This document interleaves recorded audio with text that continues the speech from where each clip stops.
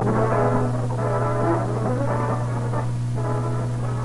Shea Stadium in Flushing, New York, it's the New York Mets beating the Atlanta Braves.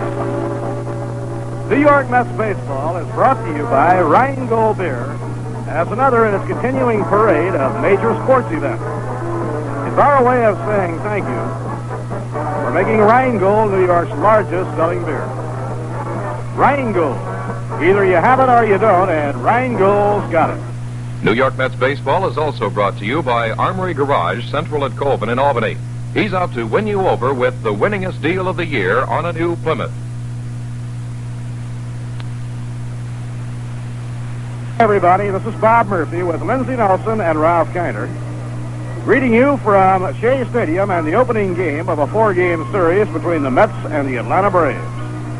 Right now, Wes Westrom and Billy Hitchcock are meeting at home plate with the umpires to discuss the ground rules, and they usually go over them at considerable length on the first game of a series, to exchange the batting order slips.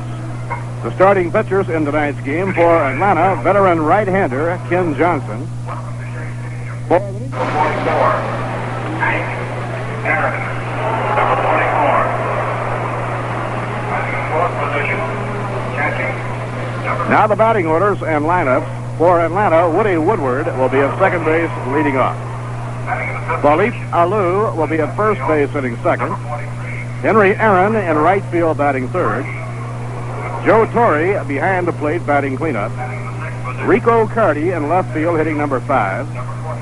Mac Jones in center field hitting 6. Cleet Boyer will be at third base hitting 7th. Marty Martinez will be at shortstop batting 8th. And on the mound batting 9th, right-hander Ken Johnson. For New York, Bud Harrelson, the shortstop, will lead off. Ed Charles playing third base batting second. Al Luplo will be in center field hitting third. Tommy Davis in left field batting cleanup. Eddie Kranepool at first base hitting number 5. Jerry Buchek playing second base hitting 6th. Johnny Lewis makes his debut after being brought back from Jacksonville in tonight's ball game. Johnny will be in right field hitting 7th. John Sullivan behind the plate batting 8th. And on the mound batting 9th, veteran right-hander Don Cardwell. The umpires in tonight's game, Billy Williams behind the plate. Crew chief Frank Sikori will be at first. Ken Burkhardt umpiring at second. And Ed Vargo is the umpire at third. Rather windy night. The wind is blowing from left field across toward right. It'll be a tailwind for the left-hand batters who get that ball in the air and pull it to right center over toward right field. The skies directly overhead are clear. Cloud bank off toward the horizon with no imminent threat of rain. An afternoon game tomorrow between the Mets and the Braves. Weatherman says we can expect warmer weather tomorrow, and we're ready for that. A doubleheader on Sunday. In tomorrow's game for New York, right-hander Tom Seaver will be on the mound. Tom will be looking for his 5th win of the year.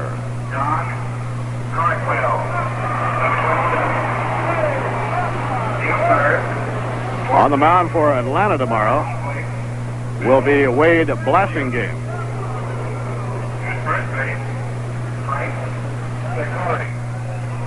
Now the New York Mets take the playing field. Remember the game time tomorrow on Saturday afternoons. Game time is 2:15. And Sunday, the doubleheader gets underway at 5 minutes after 1. The doubleheader on Sunday will wind up the homestand. The Mets will be on the road starting Monday night. Right now, ladies and gentlemen, the crowd rising here at Shea for our national anthem.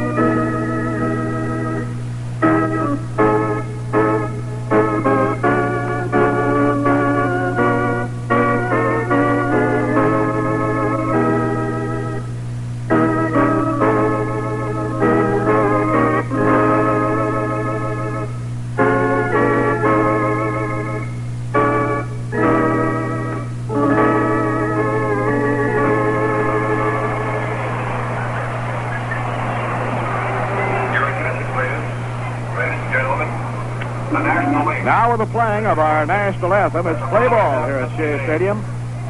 The New York Mets hosting the slugging Atlanta Braves,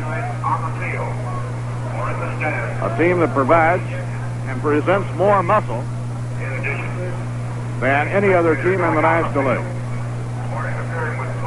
The Braves, as they come into the game tonight, have Henry Aaron leading the major leagues in home runs with 11. Joe Torre has hit 9. Philippe Alou, third on the Atlanta club with 5 home runs. One afternoon ball game in the National League. It was at Wrigley Field in Chicago, where the Cubs, a team that has been surprising everybody from day to day, today got surprised in their own right. They were routed by the Houston Astros 17-4. Dave Justy, who had lost 5 straight, went all the way for the victory. And Ray Culp was the first of 6 pitchers used by Leo DeRocher. And Culp, the loser now, is 3-4. The Houston Astros in scoring 17 runs on 15 base hits. Belted 4 home runs. Rusty Staub hit a 3-run homer. That was his 3rd. Joe Morgan a 3-run homer. It was his 3rd. Jimmy Wynn a 2-run homer, his 6th of the year. And Ron Davis hit a 2-run homer. For Chicago, Adolfo Phillips hit a 3-run homer, his 7th of the year. And Ron Santo a solo home run. It was his 5th of the year. Houston 17, Chicago 4 in a day game this afternoon at Wrigley Field. Tonight, St. Louis plays at Philadelphia. Ray Washburn against Jim Bunning. Cincinnati will be at Pittsburgh. Gary Nolan going for his 4th win. And Bob Veal on the mound for the Bucks. Veal has won 6 and lost none. The Dodgers and Giants play later tonight at San Francisco. Now Woody Woodward, the Atlanta second baseman, right-hand batter, leads off against Don Cardwell. Cardy out of his windup. The first pitch of the game, a grounder to second base. Buchek bobbles the ball, scrambles, throws, and throws the ball away into the dugout. And Woody Woodward goes on to second.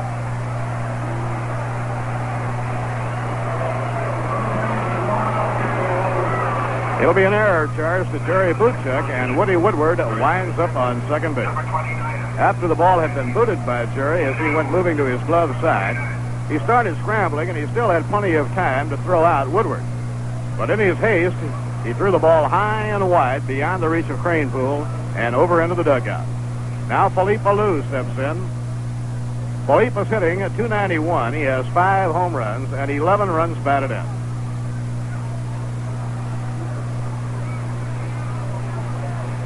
Don Cardwell looking into John Sullivan for his sign.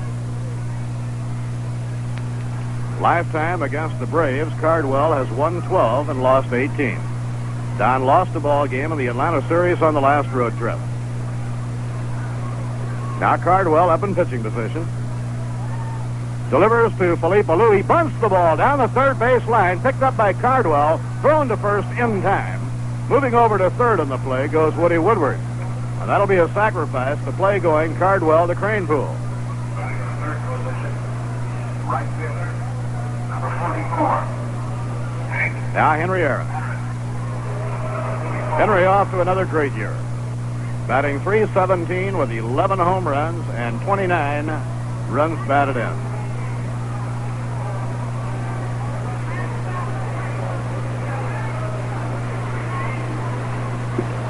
Hank Aaron leads the major leagues in home runs. Lou Brock of the Cardinals and Frank Robinson and Al Kaline have all hit 10. He's 1 RBI behind Roberto Clemente of the Pirates. Al Kaline of Detroit leads the American League in RBIs with 33. Here's the pitch to him with the infield back, and it's inside, ball 1. At the end of 1 inning tonight, Yankees nothing, Cleveland nothing. Fritz Peterson against Steve Hargett. Boston playing at Baltimore, Billy Rohr against Dave McNally. White Sox, the Angels will play a twilighter at Anaheim, California. Washington at Detroit tonight, and Minnesota at Kansas City. Merritt against Nash. Hard slider off the outside corner, 2 balls and no strikes.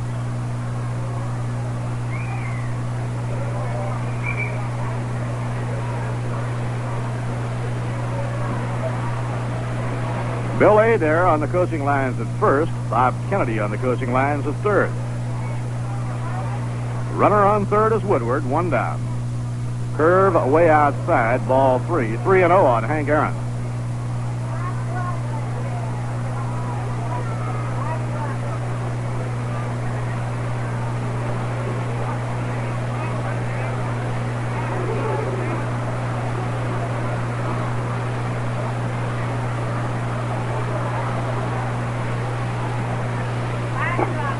With his 11 home runs this year, Henry Aaron now has hit 453.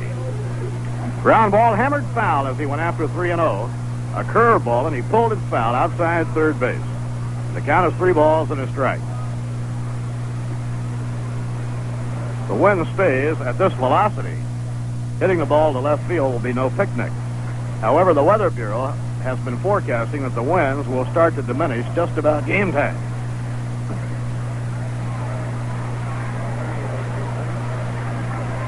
Now Cardwell with his sign from Sullivan, the 3-1 pitch. Outside ball 4. Henry Aaron draws the walk, and the Braves have runners at the corners, 1 down. Catcher, number 15. That brings up Joe Torre. Torre, number 15. Torre hitting .286, 9 home runs, and 22 runs batted in. He played a ball game against the Mets down in Atlanta, when physically it was questionable as to whether or not he could play. He wound up hitting a home run in the last of the 9th inning to beat young Tom Seaver. The infield at double play depth. Here's the pitch. Fastball inside, ball 1. Billy Hitchcock played Joe Torre at first base a few games due to the injury to his hand. An injury he suffered during spring training and then aggravated.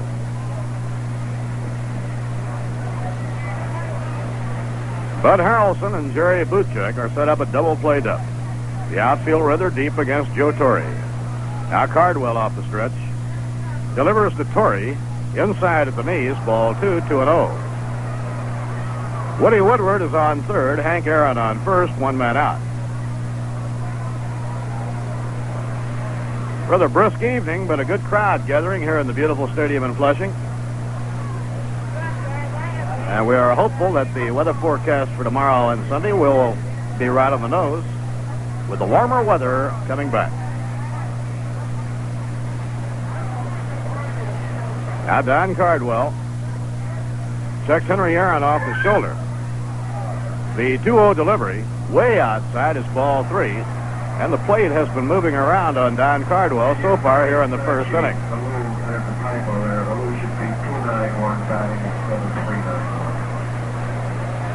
Now let's see if Billy Hitchcock gives Joe Torre the green light to go after this 3-0 delivery. Aaron swung on 3-0 and fouled the ball off, then drew a walk. Here's the stretch by Cardwell. And the pitch coming. A swing and a miss. Knee-high fastball, he went after it. I'm sure Cardwell was not the least bit surprised when he swung at the pitch. With hitters like Aaron and Torre, you're not going to hold back.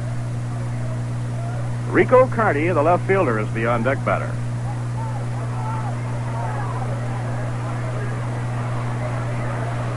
Now Cardwell with a count of 3-1 delivers, and it's a smash on the ground. Harrelson to Buchek. There's one. First place, double play.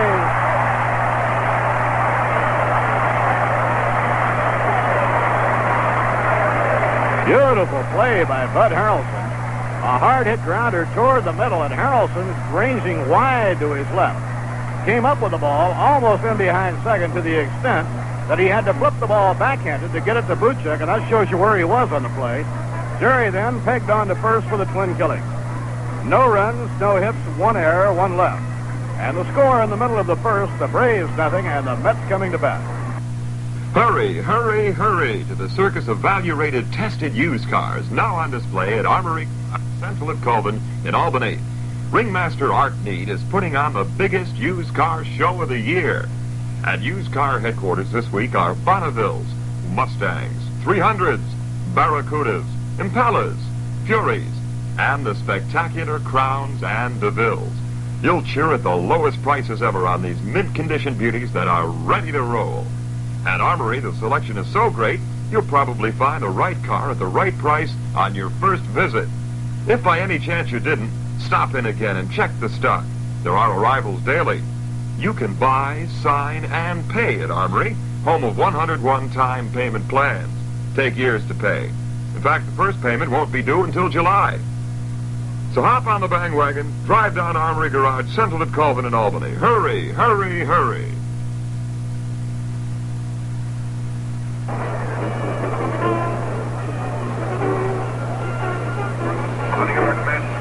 Leading off, playing shortstop, number 3, Bud Harrelson.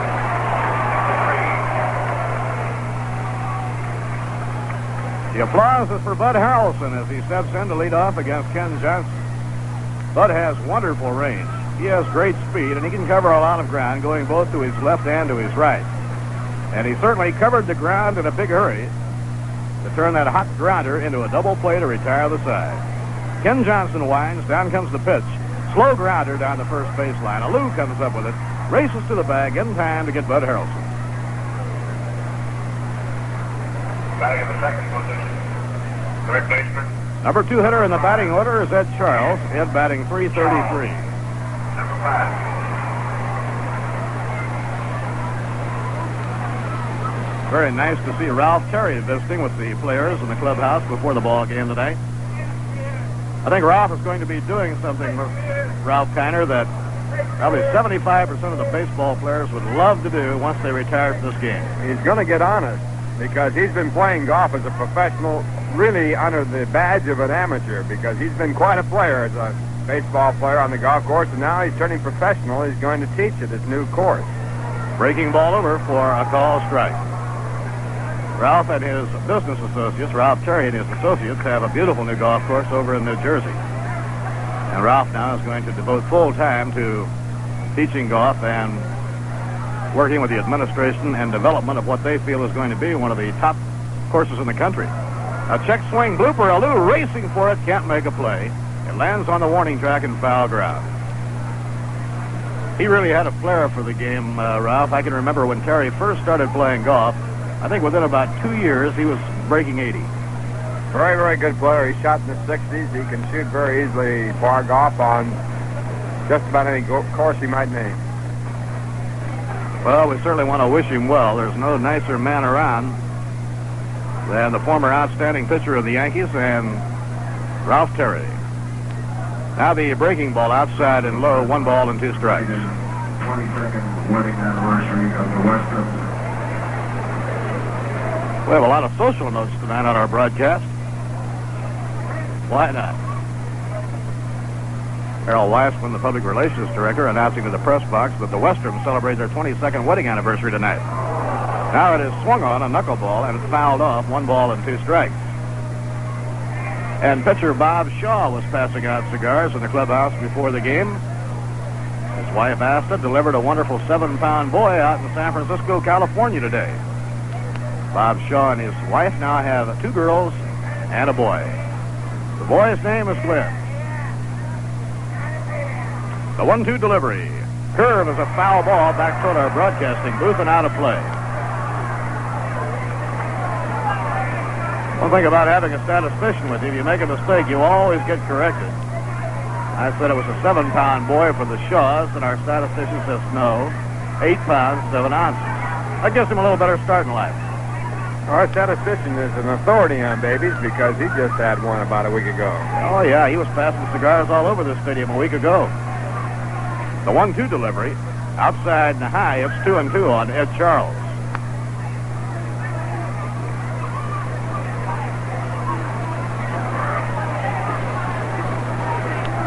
Last half of inning number 1. No score. The hitter, Ed Charles, and the count 2-2 with Ken Johnson on the mound. The 2-2 pitch. It's strike 3. Charles tried to hold up on the pitch, and Ed is pretty unhappy about that. From here, it looked like the pitch was way outside, so it must have been ruled that he swung at the ball. Ken Johnson, side-arming right-hander with a lot of size going for him, probably has one of the most baffling motions to follow in the National League. This year, Ken Johnson has won 3 and lost 2. He missed a couple of starts as the result of a virus. You like to get those left-hand hitters in the lineup against Johnson. Now the pitch on the way to Al Luplo. It's under the knees, 1 ball and no strikes.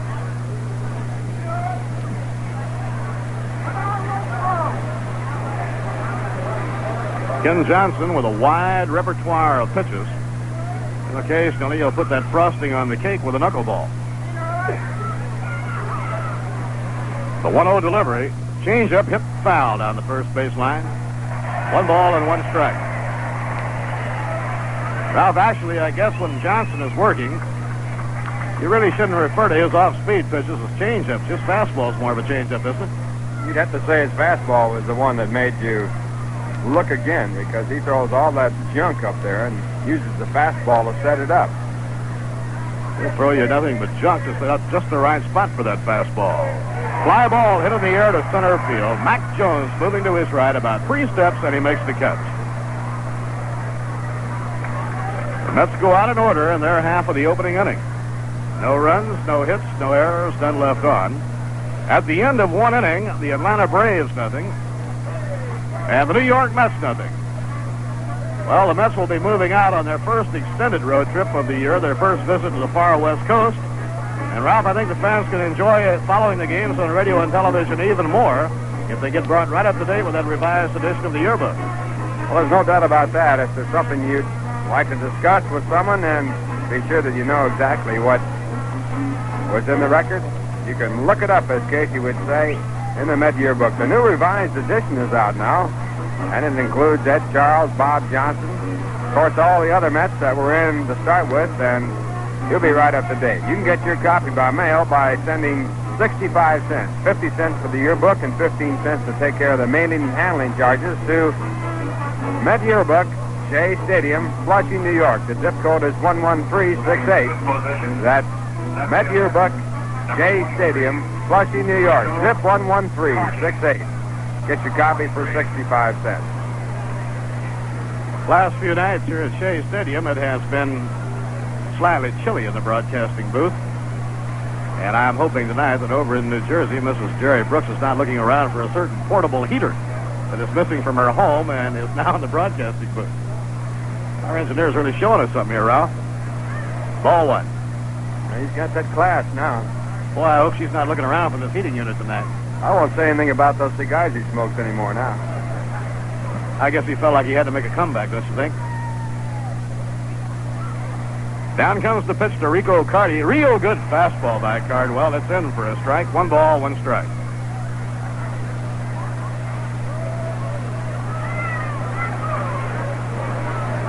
Let's have an interesting road trip coming up starting Monday night. They open the trip in Los Angeles. All things being equal, the weather will be hot in Los Angeles, hopefully. Then they go to Houston. It should be hot there.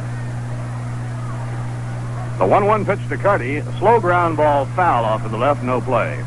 But from Houston, they double back to San Francisco, and it will definitely be cold in San Francisco. Then Pittsburgh and Chicago, and, well, your guess is as good as ours. Chicago is the most amazing place of all to me weather-wise because of the fact that it's located near the lake. If the wind comes in off of the lake, it's cold. If it blows the other way, it's beautiful.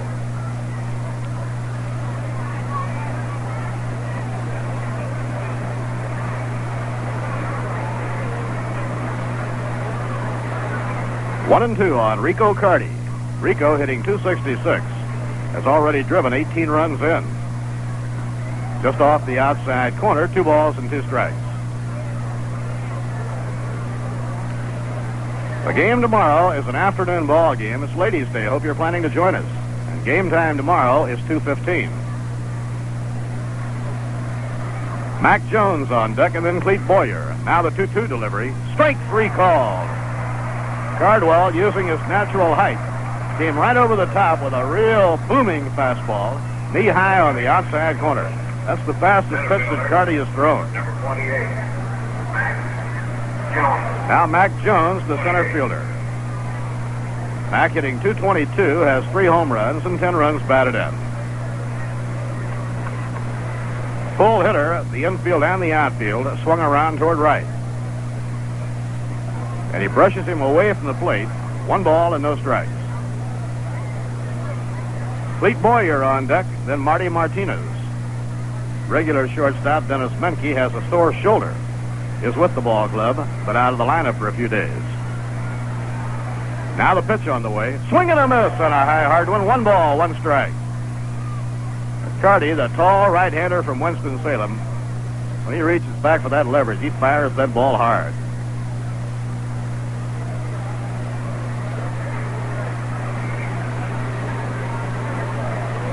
Pitching 1-1. And he changed up, but it missed low inside. 2 balls and a strike. Looked like he had that pitch beautifully set up, but it missed. And the count goes to 2-1. Eddie Kranepool deep behind the bag, near the rim of the outfield grass at first base. Jerry Buchek just a stride from the grass at second. The 2-1 pitch. Ground ball hit toward the hole and on through for a base hit to right. Johnny Lewis hustling in, makes the bare hand pickup, and plays the ball back in to Jerry Buchek. The Braves have their first hit of the ball game. A ground single to right by Mac Jones. Now Clete Boyer batting .246. Clete has been delivering timely hits for the Atlanta Braves. He has 4 home runs and he has knocked 16 runs in.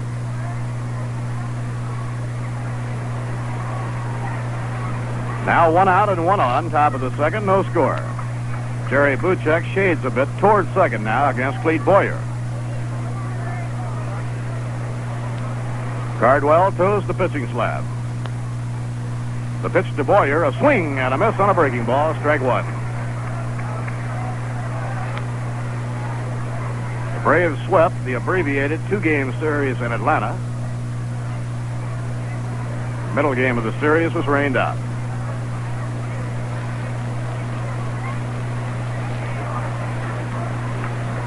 Clete Boyer was the hitting star in one of the 2 victories. In the other ball game, Henry Aaron and Joe Torre took charge. Now Kranepool holding against Mac Jones. A throw to first, not in time.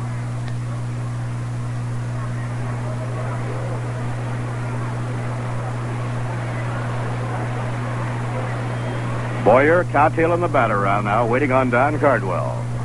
Carty makes the 1-second stop. Kicks the leg. Around comes the arm. A fly ball hit to right field. Johnny Lewis drifting in, taps the glove. He's under it, and Johnny puts it away for the out.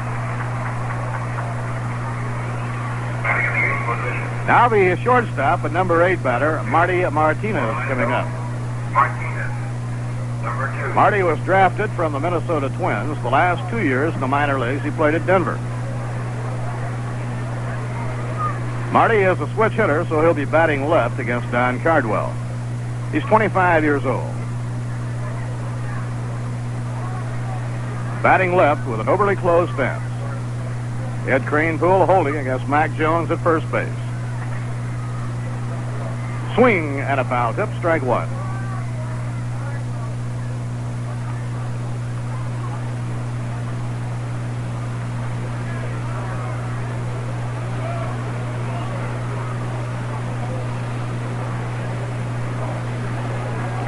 Last year at Denver, Martinez hit .313. That's his batting average right now. There goes the runner, fouled back toward the crowd and out of play on a hit-and-run play.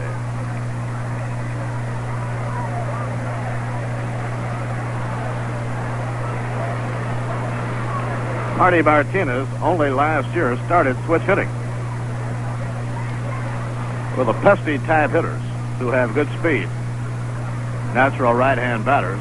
There has been a trend with almost every club in the major leagues to try and convert them into switch hitters. And a throw to first by Cardwell.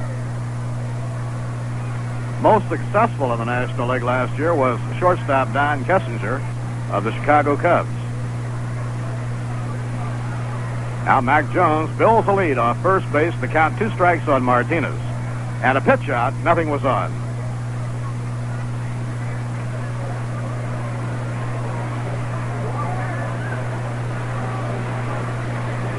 Marty Martinez was born in Havana, Cuba, now lives in Kansas City, Missouri.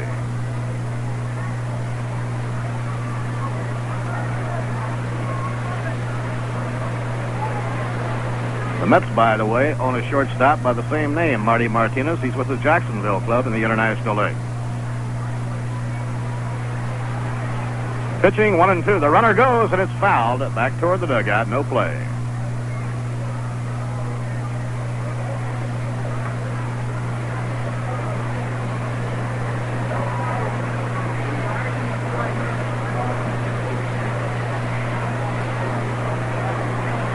Mac Jones was on the run for the second time. He leads the Atlanta Braves in stolen bases.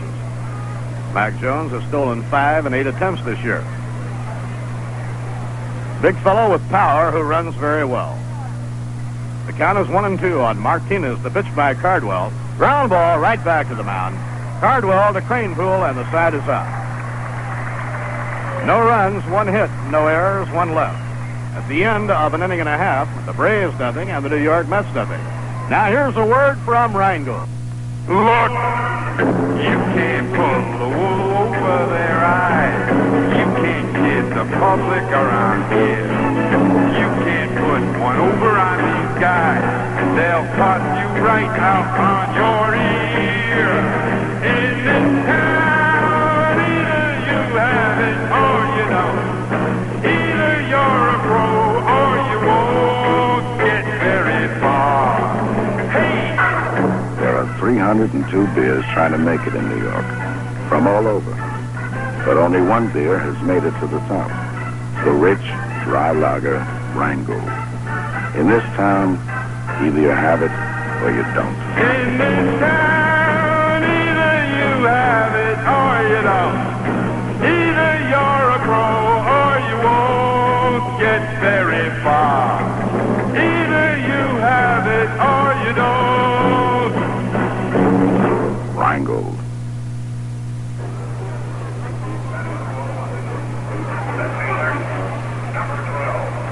Tommy Davis will lead off against Ken Johnson in the last half of the second here at Shea. Tommy hitting .306 with 4 home runs and 12 runs batted in. Lifetime against New York, Ken Johnson has won 8 and lost 4. This year with the Braves, Ken has won 3 and lost 2. He's a good pitcher. Last year, he was 14-8 on the year. Ken Johnson, a tall, side-arming right-hander. Sidearm curve outside of the lowest, ball wide. Throws a lot of sidearm pitches to the right-hand batters, then comes up more toward the top against the left-handers.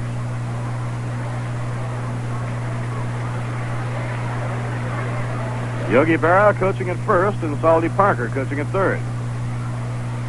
Eddie Cranepool is the on-deck batter. Then Jerry Buchek.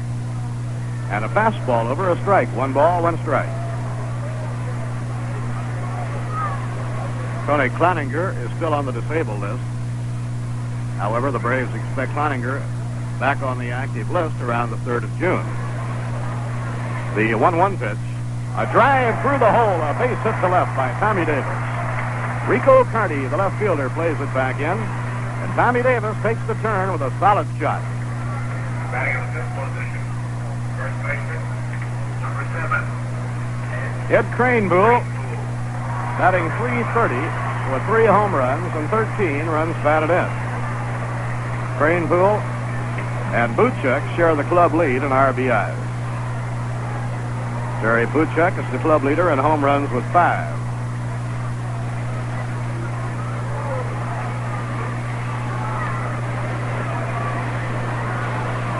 Now Philippe Alou will hold against Tommy Davis at first base. Here's the pitch on the way, and it's in for a strike on Eddie Cranepool. Clete Boyer playing on the edge of the infield grass, wide of the bag at third. Martinez shaded toward second base. The outfield swung far around toward right.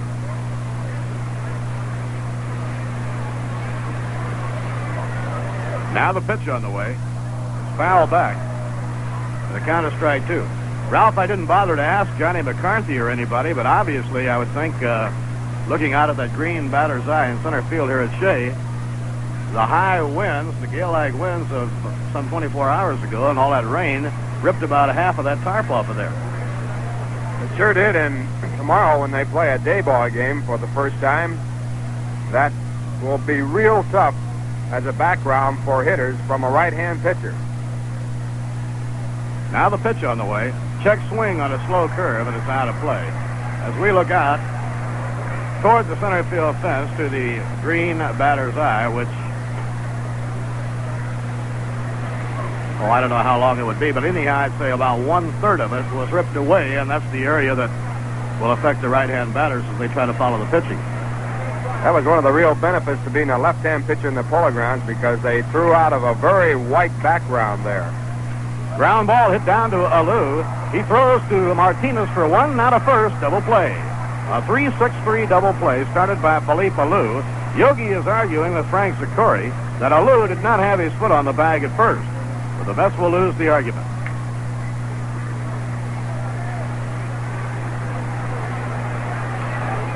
Strange part about that play, Bob, is the fact that Alou made a sweeping tag at Train Bull, and I guess he just didn't know exactly whether or not he was on the bag or not, but the umpire said he was, and that was what Yogi was arguing about. If he was on the bag, why'd he try and tag him? Now Jerry Buchek stepping in. Jerry hitting .253, 5 home runs, and 13 runs batted in.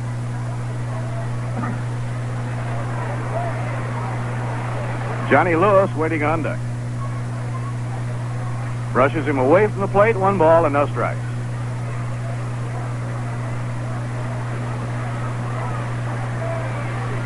We have a good crowd on hand considering how unbaseball-like the weather has been.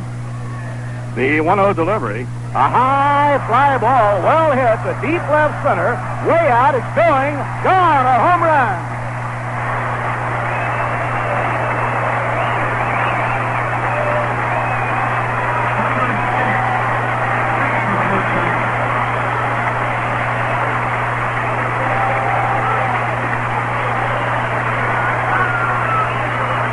Buchek with his 6th home run of the year. Oh, what a home run. I didn't honestly believe we would see a fly ball home run hit the left field tonight. Line drives perhaps, but not fly ball home runs. That was a fly ball, a towering fly ball that went over, almost out by the 396 mark. For Jerry Buchek, his 6th home run of the year. He's had 3 off right-handers and 3 off left-handers. He had 1 off Wade Blassingame of the Atlanta Braves. So this is his 2nd home run against Atlanta. I'd like to see, if it could only be done, where that ball would have gone if the wind had been blowing behind it like it was blowing into it. It was an amazing home run. A towering fly ball. It must have cleared the wall by about, 25 or 30 feet anyhow, Ralph. I see one of the policemen looking for the ball out there. A high fly to right hit by Johnny Lewis. Aaron on the warning track has room, and he makes the catch near the fence and the bullpen in right field. Johnny Lewis hitting the ball hard, his first time up since rejoining the ball club from Jacksonville. 1 run, 2 hits, no errors, none left on. And at the end of 2, the New York Mets won and the Atlanta Braves nothing.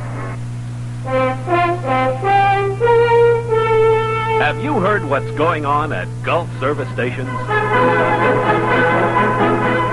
It's Big Tire Days at Gulf. And one of the big tire values now being featured by Gulf dealers is the Gulf Cruisemaster tire. The Gulf Cruisemaster, the puncture sealing tire that's super tough and super safe. The fine quality Gulf Cruisemaster costs only a few dollars more than ordinary tires. And remember, when you buy Gulf tires with a Gulf travel card, there's no down payment, no carrying charges, and months to pay.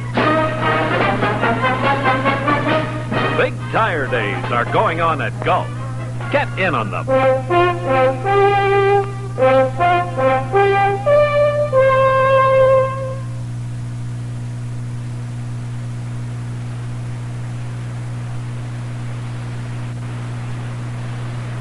It's the 3rd inning here at Shea, and to follow the action for you, Ralph Kiner. Thank you, Bob, and hi, everyone. And the first batter is Ken Johnson, and the first pitch by Don Cardwell is taken low, ball 1. Johnson, a right-hand batter with 1 hit and 14 times up. Mets leading 1-0 on the home run by Jerry Buchek. 1-0 pitch, fastball over at the knees, a strike. 1-1. Good crowd in hand here at Shea Stadium in the first game of this 4-game series. Tomorrow, an afternoon game.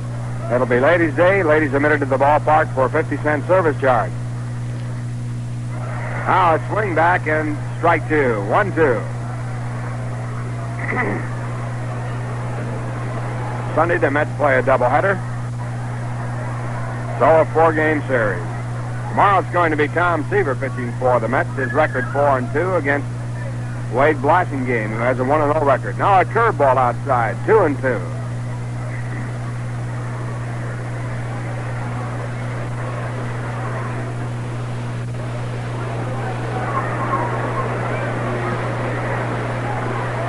Cardwell has given up 1 base hit. A line drive to right field by Mac Jones. Hard, really more of a hard smash to right field. Now time is called as Ken Johnson backs out of the batter's box as a dust particle or two blows up in his eyes. Gusty wind. Johnson now back in the batter's box. The count 2 balls, 2 strikes, no one out. Houston beat Chicago today. Squeaked out a 17-4 win. Now a curveball over, strike 3, and Don Cardwell picks up a strikeout. We'll pause now for station identification. This is the New York Mets Baseball Network. Hi, neighbor. At 5:45 a.m., the rooster crows, and the Chanticleer appears to help you wake up. At 12:15, Hank Coons joins me on Farm Paper. Here on WGY, Schenectady. Kiner along with Bob Murphy and Lindsey Nelson from Shea Stadium. The Mets in front, 1-0. 1 out now in the top of the third. The batter is Woody Woodward. Woody batting for the second time, and he takes a fastball over the outside corner, a strike. Woody reached it on air his first time up, got as far as third base. Mets turned in a great double play to keep the Braves from scoring in the first. Now the next delivery grounded out toward third base, foul. Ed Charles making the play in foul territory by the bag. The count now at strike 2.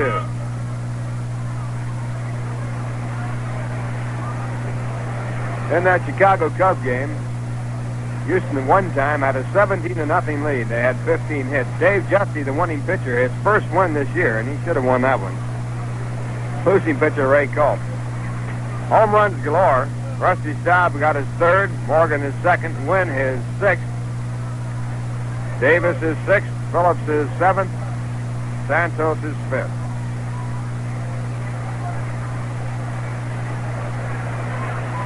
Two-strike pitch, and the pitcher's just outside. 1-2. Cardwell thought he had a strikeout. At the end of 1, Philadelphia 2, the Cardinals nothing. Washburn pitching for the St. Louis Cardinals. Jim Bunning pitching for the Philadelphia Phillies. Callison's 2-run home run giving Philadelphia a 2-0 lead. At the end of 1.5 innings, Cincinnati nothing, Pittsburgh nothing. Gary Nolan pitching for the Cincinnati Reds against Bob Veal. Veal has not lost one this year. His record 6-0. 1.5 innings, Cincinnati nothing, Pittsburgh nothing. Gary Nolan pitching for the Cincinnati Reds against Bob Veal. Veal has not lost one this year. His record 6-0. Now the 1-2 pitch, fouled back, and the count remains at 1-2. The Dodgers are scheduled against San Francisco. Juan Marichal, the scheduled pitcher for the Giants. Don Sutton is scheduled to pitch for the Dodgers.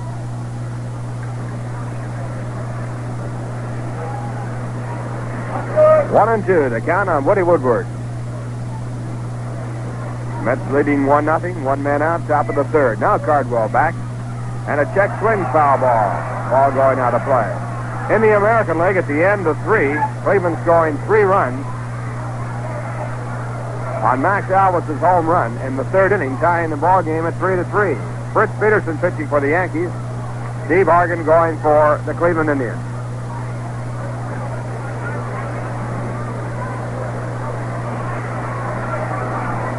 Once again, Don Cardwell with a 1-2 count.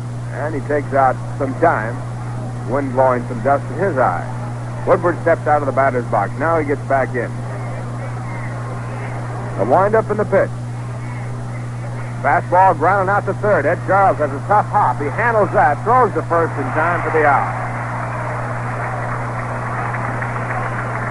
2 men away, and Philippe Lou will now be the batter. Philippe got credit for a sacrifice his first time up. With Woody Woodward on at second base and no one out, he tried to beat a bunt out, was thrown out, and he moved the runner over to third. Lou batting .291 with 5 home runs, 11 runs batted in, a right-hand batter.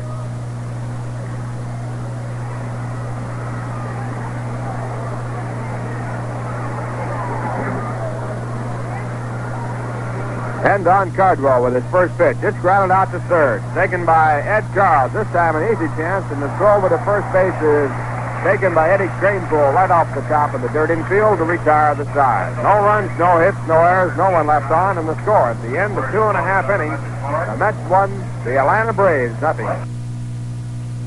At Armory Garage in Albany, there is a Plymouth to fit every pocketbook. You may have looked at Plymouths elsewhere and thought the price tag's too high. Have you looked at Armory? Armory Garage is the area's volume Plymouth dealer. All Plymouths are made the same, with the same warranties, but the dealer makes the difference. Armory is able to offer new Plymouths for less, so you can afford the model and the size Plymouth you want. The 5-year, 50,000-mile warranty has proven to be a wonderful protection, especially with the Armory Garage service department backing it up. Yes, whether you want a Plymouth Fury, Belvedere, Valiant, or Barracuda, look no farther than Armory Garage for best selections, trade-in, and price. Choose the Plymouth and the easy time payment plan that fits your budget at Armory Garage, corner of Central and Colvin in Albany. See the fabulous selection of new and used cars ready for summer driving. Position. Catcher. It's a tough game, a round bat and a round ball, and they tell you to hit it square. Oh, it's Dave Philly's favorite line, wasn't it? Yeah. Ted Williams says it's the hardest game in the world to play. No, he says the hardest thing to do in sports is to hit a baseball with a bat and do it well. Well, it's coming 100 miles an hour. You got to decide what directions it's going to go, up, down, sideways, in or out. Judge the speed to see if they've taken something off the motion and then hit it. First pitch to John Sullivan, and he pops it in the shallow center. It might drop in, but here comes Mac Jones. He makes the catch. And John Sullivan, coming to bat for the first time in this ball game, had a hitting streak that he brought into this game. He had hit in 5 straight games. Over that period, he had 6 hits and 16 times up. Now with 1 away, the pitcher Don Cardwell will be the batter.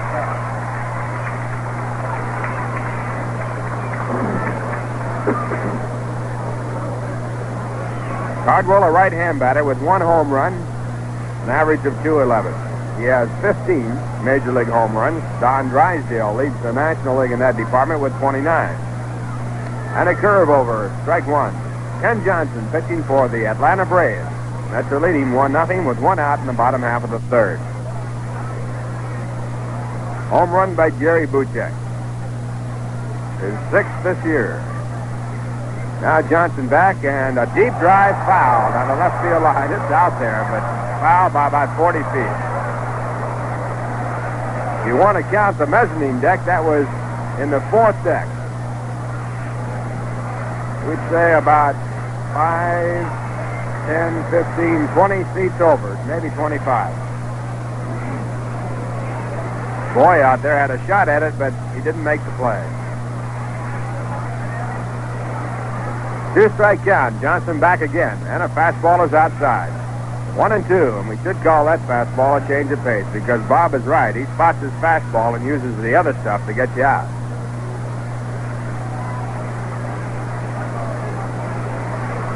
1-2, and Johnson back again. This time the ball hit out towards second base. Moving back on the grass, Woody Woodward, and he makes the catch. 2 men away, and the batter will be Bud Harrelson. Bud grounded down to first base his first time up. Shortstop. Average at .207. Boy, he made a play in the first inning that might have saved a catastrophe. With runners at first and third, and Joe Torre batting with a 3-1 count. Torre hit a hard smash just to the right side of the pitcher's mound. Bud Harrelson went in back a second, almost directly in back of it. He had to backhand a throw to second, which he did. And then Buchek turned it over to first base for a double play. Now the first pitch to Harrelson, taken over, a called strike. That ended the inning. If the ball had gone through like it was intended to, it would have been a 1-0 game in favor of the Braves with runners at probably first and third and one out. Here's the one-strike pitch inside. It's 1-1. You can't give the Atlanta Braves too many chances. They've got power. As it has turned out so far, the Mets got the first run of the ball game and the second on Jerry Buchek's home run. 1-1 pitch. Outside, a knuckleball missing, ball 2. The Atlanta Braves outfield, almost an infield. They're in tight. Third baseman, right on top of Harrelson, not more than about 65 feet away, and he hits one foul off to the left side into the stand. 2-2.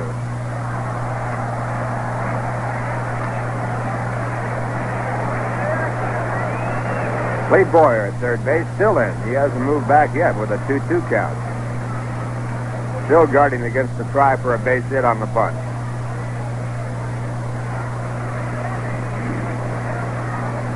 Two balls, 2 strikes, 2 men out, bottom half of the third. The Mets lead 1-0. And Ken Johnson, a big right-hander back, and the ball is hit right back to him. He backhands the drive as he makes a backhand one-handed catch to retire the side. That ball probably would not have gone through the infield as the shortstop was fairly well in position. It was hit fairly hard. 1-2-3 for Ken Johnson, and the score at the end of 3, the Mets won, the Braves nothing. Well, the Braves tomorrow afternoon, Ladies' Day, Tom Seaver scheduled a pitch against Wade Blasingame. Tom, the brilliant young rookie for the Mets. Doubleheader on Sunday, and then the Mets go on the road and come back. After traveling, it seems like around the world. They go all over the place. We suggest you get out and get your tickets for all the remaining games if you're coming out to Shea Stadium at some convenient locations. You can get tickets for the games on Saturday and Sunday at a variety of locations right here at Shea Stadium. They're open on weekdays and also on Saturdays and Sundays. 9 to 5 on Saturdays and Sundays. Tickets available at Grand Central Station at the foot of the 42nd Street, Vanderbilt Avenue ramp. They're open tomorrow at 8:30 to 4, weekdays from 8 to 6. Tickets also available by mail for some of the future games. Reservations for these tickets can be set up. Box seats are $3.50, reserve seats are $2.50 each. Don't forget to add an additional 25 cents to take care of the mailing charges. All you have to do is write Ticket Manager, Shea Stadium, Flushing, New York. The zip is 11368. It's the top of the 4th, and Hank Aaron, the first batter for the Atlanta Braves, he takes a curve over the outside corner, strike 1. Hank walked his first time up. That's an average of .317. 11 home runs to lead the major leagues, 29 runs batted in. Don Cardwell back, and a fastball is in the dirt. It's 1-1. Billy Williams, the home plate umpire, checks the ball out and then throws it out. First base umpire, Frank Sicori. At second base, Ken Burkhardt. Ed Vargos at third. 1-1.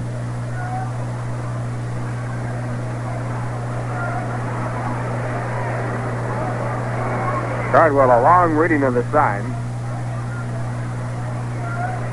Now into the windup, and the pitch to Hank Aaron is inside. Hank started the swing and held up in time. His body going around, but the bat staying back, and the count 2-1.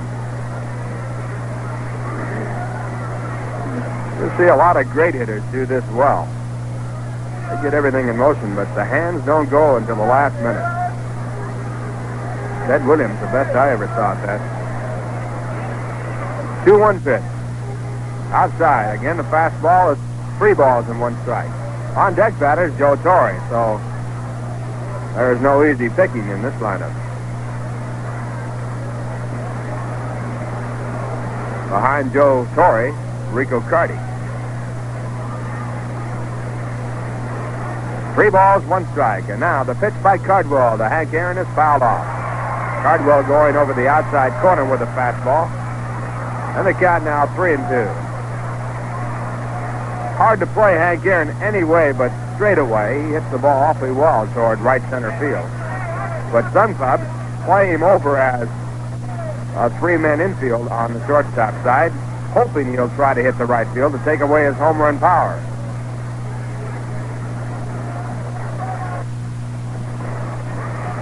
Three and two.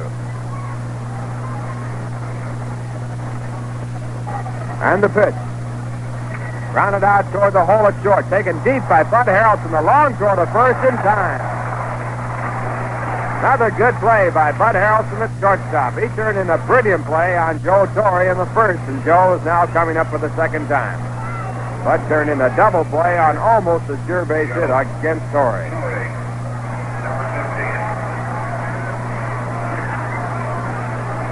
Joe batting .283 with 9 home runs and 22 runs batted in.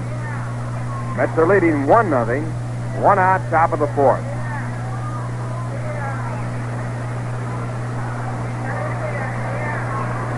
Braves with 1 base hit. Mac Jones got that. Now time is called as Joe steps out of the batter's box.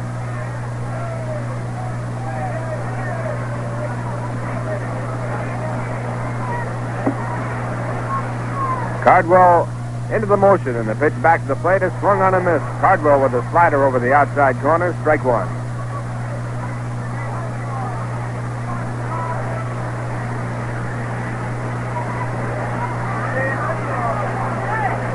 Last year, Torrey batted .315 for the Braves. Had 36 home runs. Hit 7 of those home runs against the Mets. Now the one-strike pitch. A fastball through, strike two.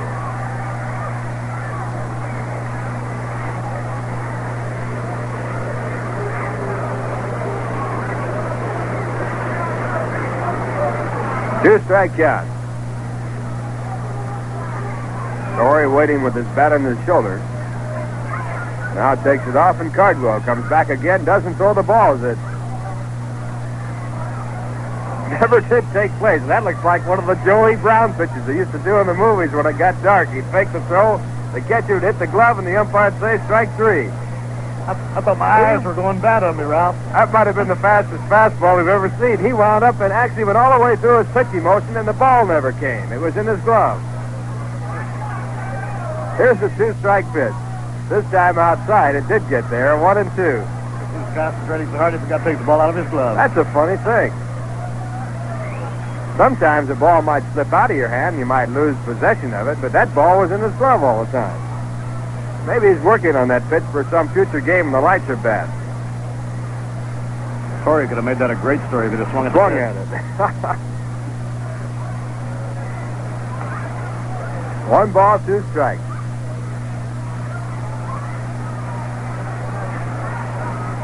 Now, the wind-up and the pitch, a change-up, grounded out towards third. Ed Charles stays back to take the big hop. He has plenty of time.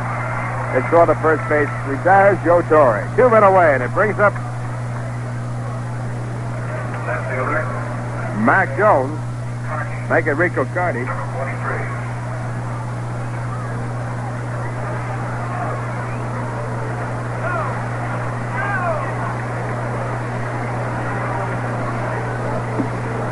Rico Carty struck out his first time up, got caught looking.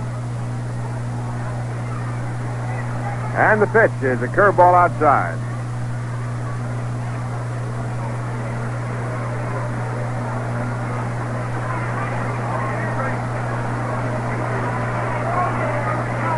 One ball, no strikes. Mets lead 1-0. The pitch back, a good one, right around the knees over the outside corner. So the count evens at 1-1. Carty batting .264 with 3 home runs. And a ground ball out to short. The ball stays down, but Harrelson comes up with it. His throw to first retires the side. So a 1-2-3 inning for Don Cardwell, and the score through 3.5 innings. The Mets won, the Braves nothing. You know, a lot of people, when we travel around, tell us that New York is a big, cold city. Well, today it might be cold, and it also might be big. But they don't mean every day. They mean just cold from the standpoint it's hard to get people to say hello to you and treat you like country style, I guess you'd say, Bob. Too dirty, too busy, too everything. Well, maybe so. But to me, it's one of the most exciting cities in the world. You know why? The lifeblood of New York is competition. Competition is what makes it so great. Look at the thousands of restaurants in New York. They're all trying to make it. Well, it's only natural when New Yorkers have a large choice, they're going to be pretty discriminating. So it's much harder for a restaurant to make it to the top. How do they do it? Well, just serve the best onion soup in the world, or the best hamburger, or what have you. And your restaurant is bound to be famous. It's that simple. All you got to do in New York is to be better than everybody else. There are 302 different beers in New York. Count them. That's one heck of a lot of competition. But the beer that's made it to the top is Rango. Think about that. Why has only Rango made it to the top? Taste that rich, dry lager, and you'll know.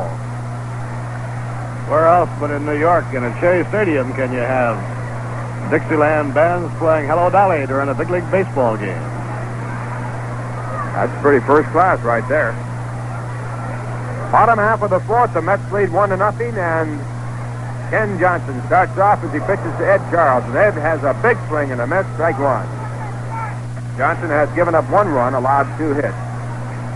1 hit to Tommy Davis, another to Jerry Buchek, but it was Buchek's home run that gave the Mets the run on the scoreboard.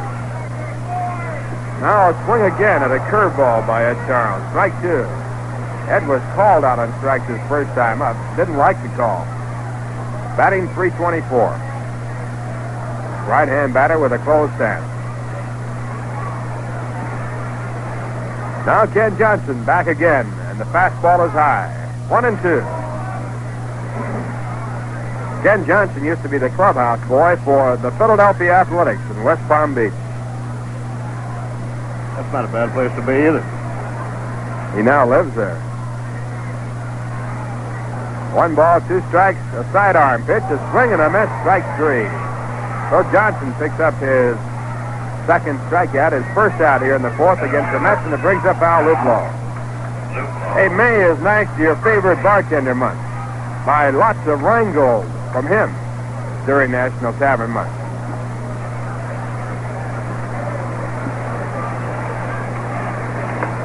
Al Luplow, a left-hand batter. Al was out to center field his first time up, hit the ball well, but into the wind.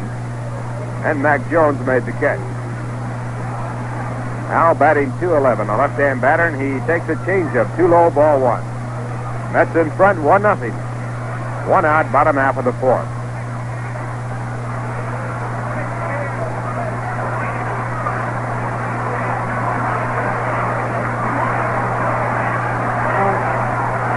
And Johnson back with a curve that stays outside. 2 balls, no strikes. Ken Johnson is the only man that has ever lost a no-hit game.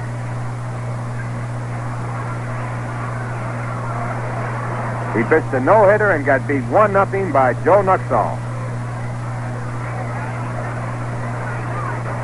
Here's the 2-0 pitch, a curve. It breaks in, a called strike. 2 balls and 1 strike. Joe Nuxall at the time pitching for the Cincinnati Reds. Reds won it 1-0.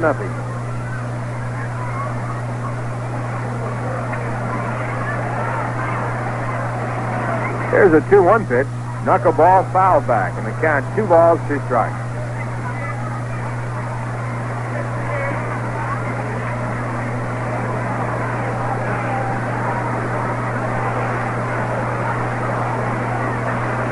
Nine-inning no-hit game. He's the first man to ever lose one.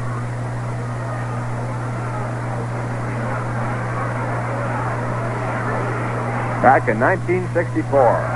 Foul ball down the left field line, curving into the stands. The count stays at 2-2. To be exact, April the 23rd, 1964.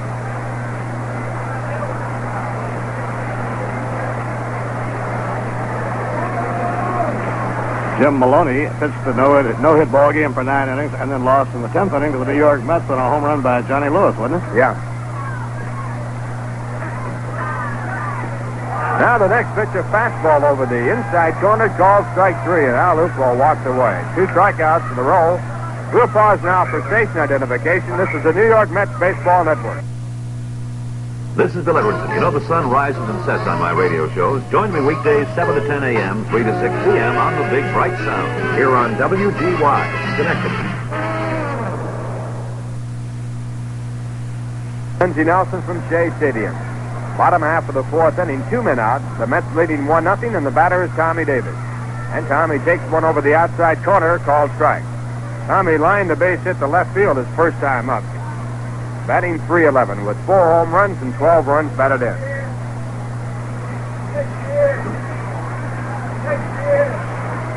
Now the 1-strike pitch popped up foul back at home plate, going out of play. No, it isn't. It might stay in play. And it stayed in play, and Joe Torrey made the catch right against the screen. Good play by Joe to retire the side. No runs, no hits, no errors, and no one left on in the score at the end of 4. The Mets won, the Atlanta Braves nothing. And now once more, Bob Murphy. The Old Timers event scheduled for Shea Stadium this summer should be a world of fun. The Atlanta Braves will be in town. It's a little earlier this year than the usual staging of the Old Timers event. The date is July the 8th. It will be Old Timers Night. The New York Mets playing the Atlanta Braves, and in the Old Timers game preceding the regular game between the Mets and the Atlanta Braves, the last Yankee team fielded under the direction of then General Manager and President George Weiss, and the first New York Mets team of 1962 will be donning uniforms for a brief game. Boy, that should be a lot of fun.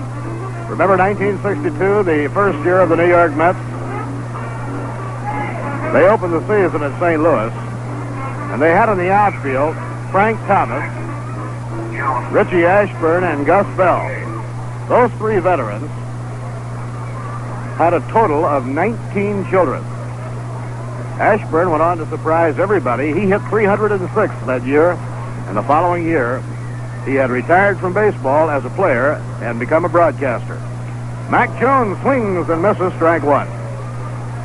So don't miss it. Plan to be on hand for the Old Timers Night celebration, the night of July the 8th, a Saturday night here at Shea. Tickets are on sale now. Mac Jones singled to right his first time up. He has the only hit off Don Cardwell. New York in front, 1-0 on a home run by Buchek, just off the inside corner.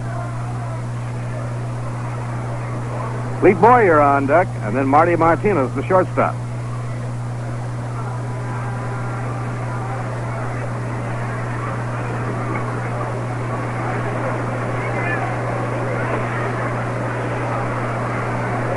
One ball, no strikes. The pitch by Cardwell. Foul ball back over the screen, no play.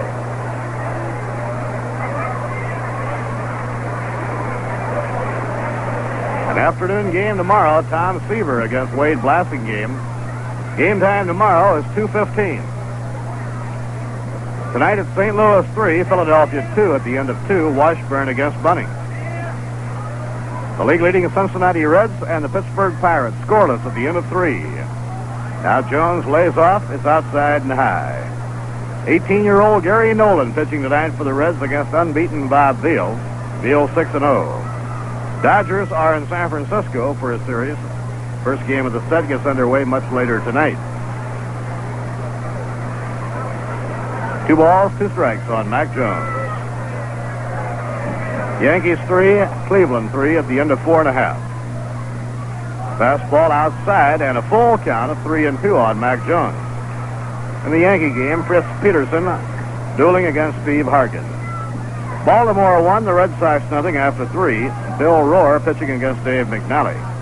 They'll play 2 on the West Coast at Anaheim. Tommy John against George Burnett in the opener. A towering pop-up outside first in foul ground. Wind may take it into the crowd, and it does.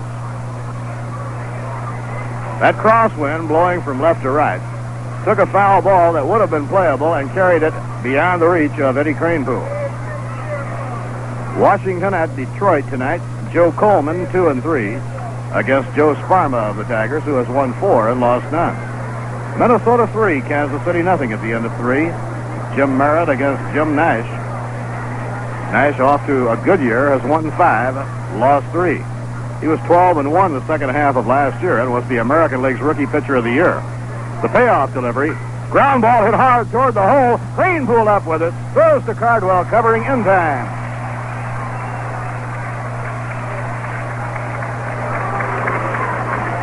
Another hard ground ball toward the hole by Mac Jones, but Kranepool made the glove hand stab. Third baseman, Now Cleet Boyer stepping in. Cleet flied to right his first time up.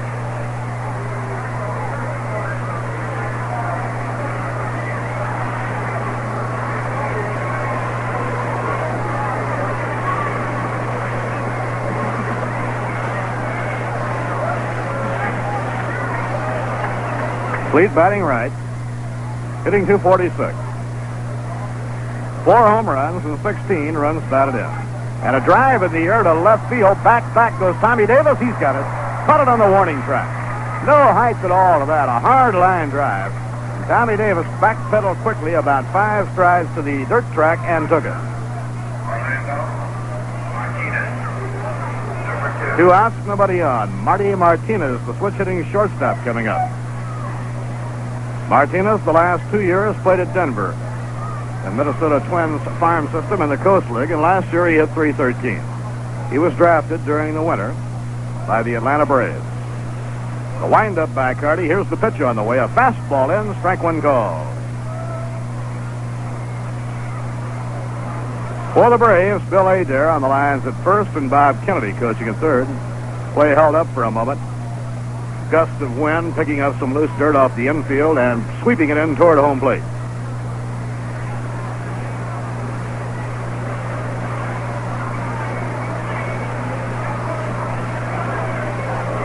Now the pitch by Cardwell. Taken high, 1 ball, 1 strike. New York, 1 run, 2 hits, 1 error. The Atlanta Braves, no runs, 1 hit, and no errors. The Mets in front on a home run in the second by Jerry Buchek. An amazing home run because it was a towering fly that was hit so hard it fought its way through a very strong wind. Just inside at the knees, 2-1.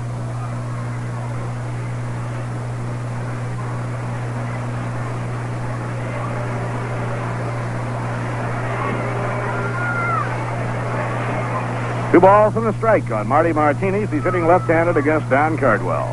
The 2-1 pitch. He tries to bunt and misses. Martinez trying to bunt his way on. Failed to get it, and the count is even at 2 balls and 2 strikes.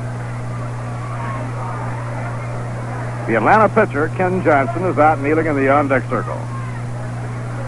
And the barbecue kettle is going full speed again in the Mets bullpen.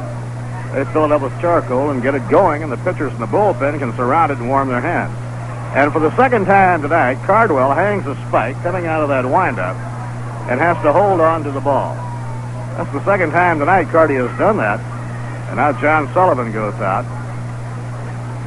And something is wrong with the pitching slab. And he calls the plate umpire, Billy Williams, out to have a look at it. Fella could hurt his ankle that way.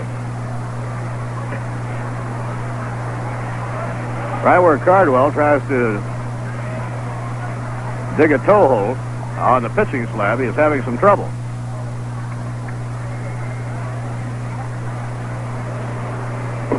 Now Carty is satisfied that it's all right for the moment at least.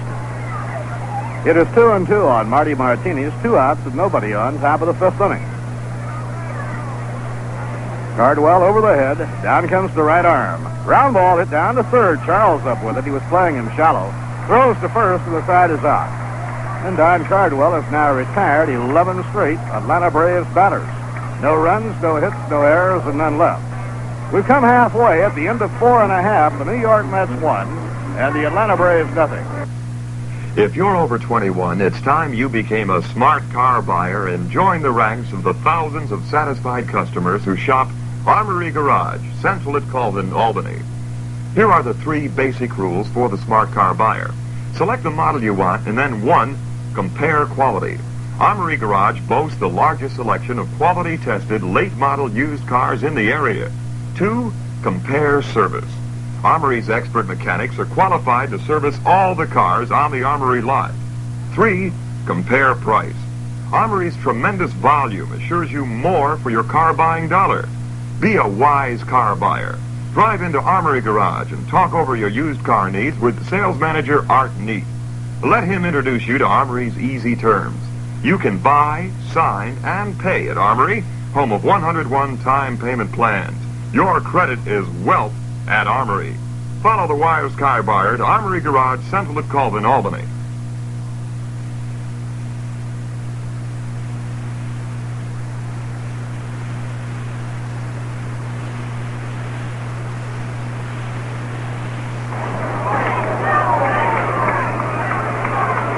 Last half of inning number 5, Eddie Cranepool coming up for New York against Ken Johnson. Eddie bounced into a 3-6-3 double play started by Philippe Lou his previous time at bat. Dandy mound duel unfolding between two veterans, Ken Johnson and Don Cardwell. Clete Boyer shortens up at third, wide of the bag. A foul ball hit back up into the crowd, no play.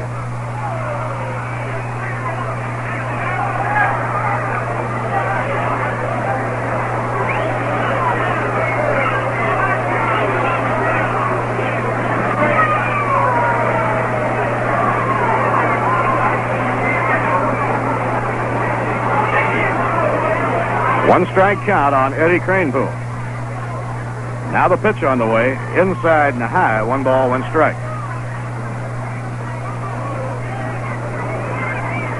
The Braves involved in a pitching duel for the 3rd straight night.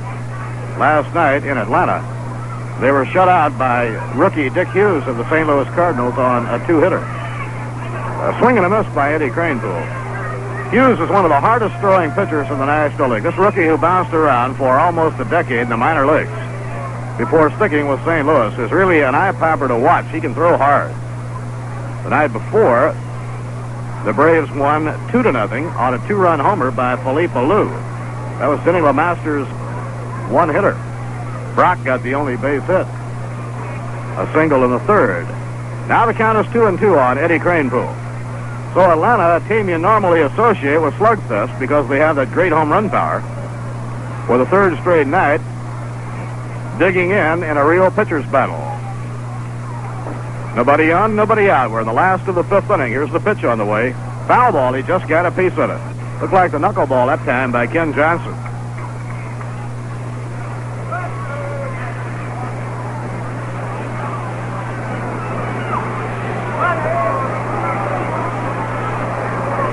The Mets got both of their hits off Johnson in the 2nd inning. Tommy Davis lined a single to left, but Tommy was erased in a double play. Foul ball back. And after being erased in the double play, Jerry Buchek then hit the home run to deep left center field. And Johnny Lewis, stepping in for the first time since coming back from Jacksonville, made a bid for a home run, and Aaron went right back to the bullpen to take it. Johnson 2-2 on Eddie Cranepool. The tall right-hander out of his windup. Now the pitch. It's over, strike 3 call.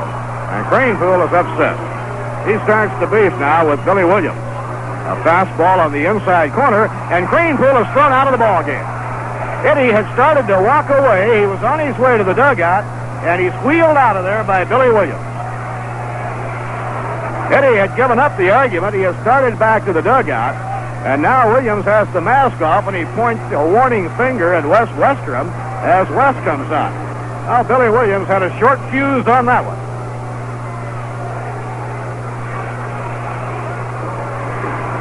Anytime you see a player thrown out that quickly, it usually indicates that the remark may have been of a personal nature, that the umpire objected to violently. And Billy Williams quickly threw Ed Cranepool out of the ballgame. Now Jerry Buchek is up.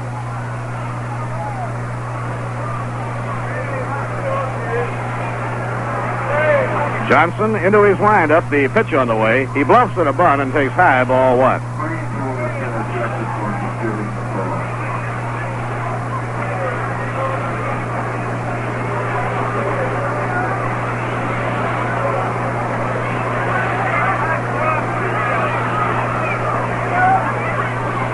The 1-0 delivery, a drive hit hard into left field for a base hit by Jerry Buchek.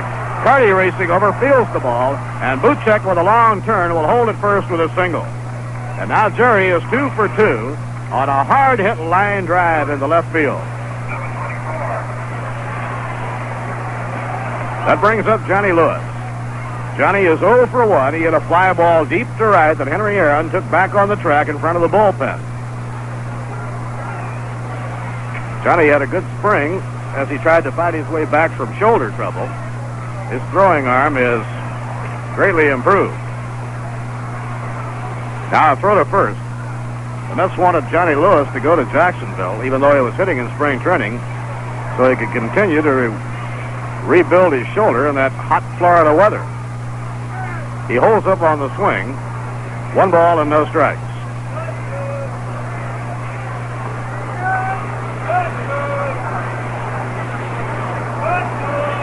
Eddie Cranepool thumbed out of the game by Billy Williams.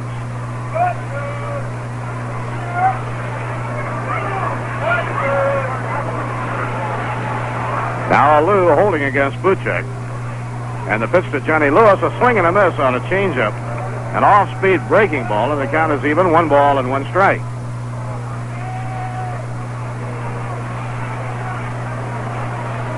Johnny Sullivan waiting on deck.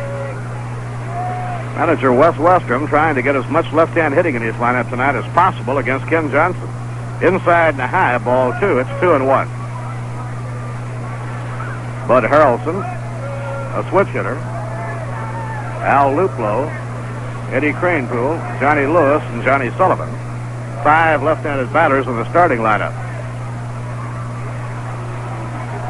2 balls and a strike on Lewis. Slow curve, a swing and a miss. Beautiful pitch by Ken Johnson. Veteran right-hander Ken Johnson this year has won 3 and lost 2. He was out of the pitching rotation when the Mets were in Atlanta a week ago as the result of a virus. He missed about 2 turns.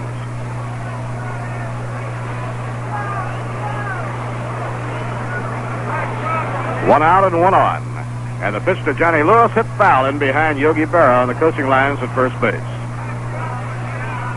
An afternoon game tomorrow. It's Ladies' Day, and we hope the gals are all planning to enjoy themselves here at Shea Stadium. Women admitted for the 50-cent service charge. Doubleheader Sunday at 1 o'clock.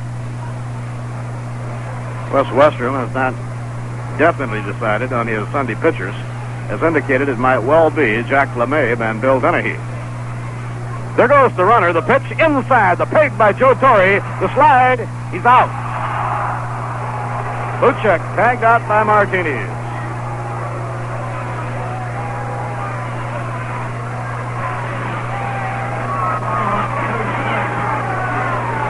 Shortstop Martinez covering on the peg by Joe Torre. And Buchek on a head-first slide is out on a close play at second. Pitch was inside, and the count is full now, 3-2 on Johnny Lewis. Mets 1, the Braves nothing. We're in the bottom half of the 5th inning.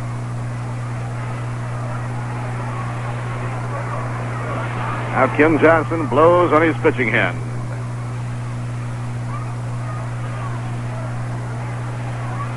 Here's the windup, the 3-2 pitch. A swing and a miss. He struck him out. He got Johnny Lewis on a breaking ball.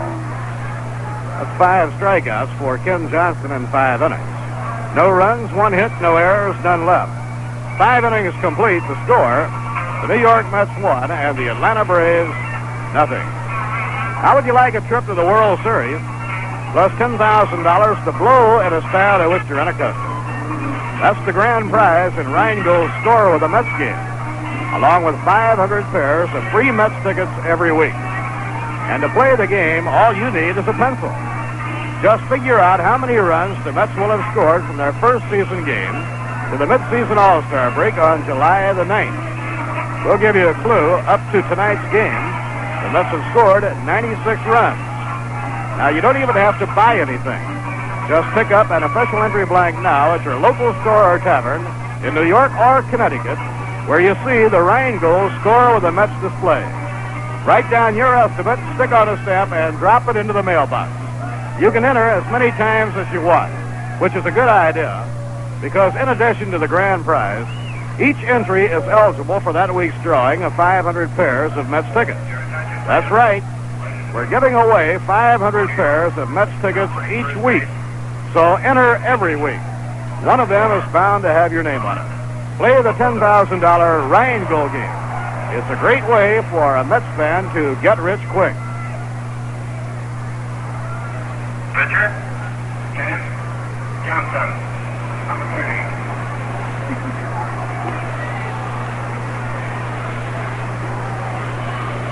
Now Ron Swoboda takes over at first base. We go to the 6th inning. Ken Johnson leading off for the Atlanta Braves, and the pitch is low outside. It's ball 1. And the Mets are traveling on the road. Eddie Cranepool and Ron Swoboda are roommates. So now one roomie is going to try and pick up the other. Cranepool thrown out of the game by Billy Williams. And Ron Swoboda takes over at first. 1 ball, 1 strike. Looked like Ron had a legitimate gripe as he argued on a pitch that appeared to be inside. But I guess it was the selection of the words. The 1-1 delivery. And it's over at the letters, a call strike, 1 and 2.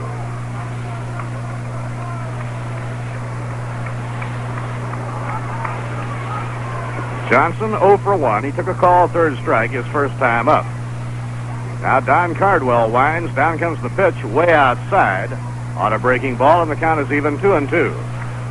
Woody Woodward, the leadoff batter and second baseman, is on deck, and then Philippe Alou.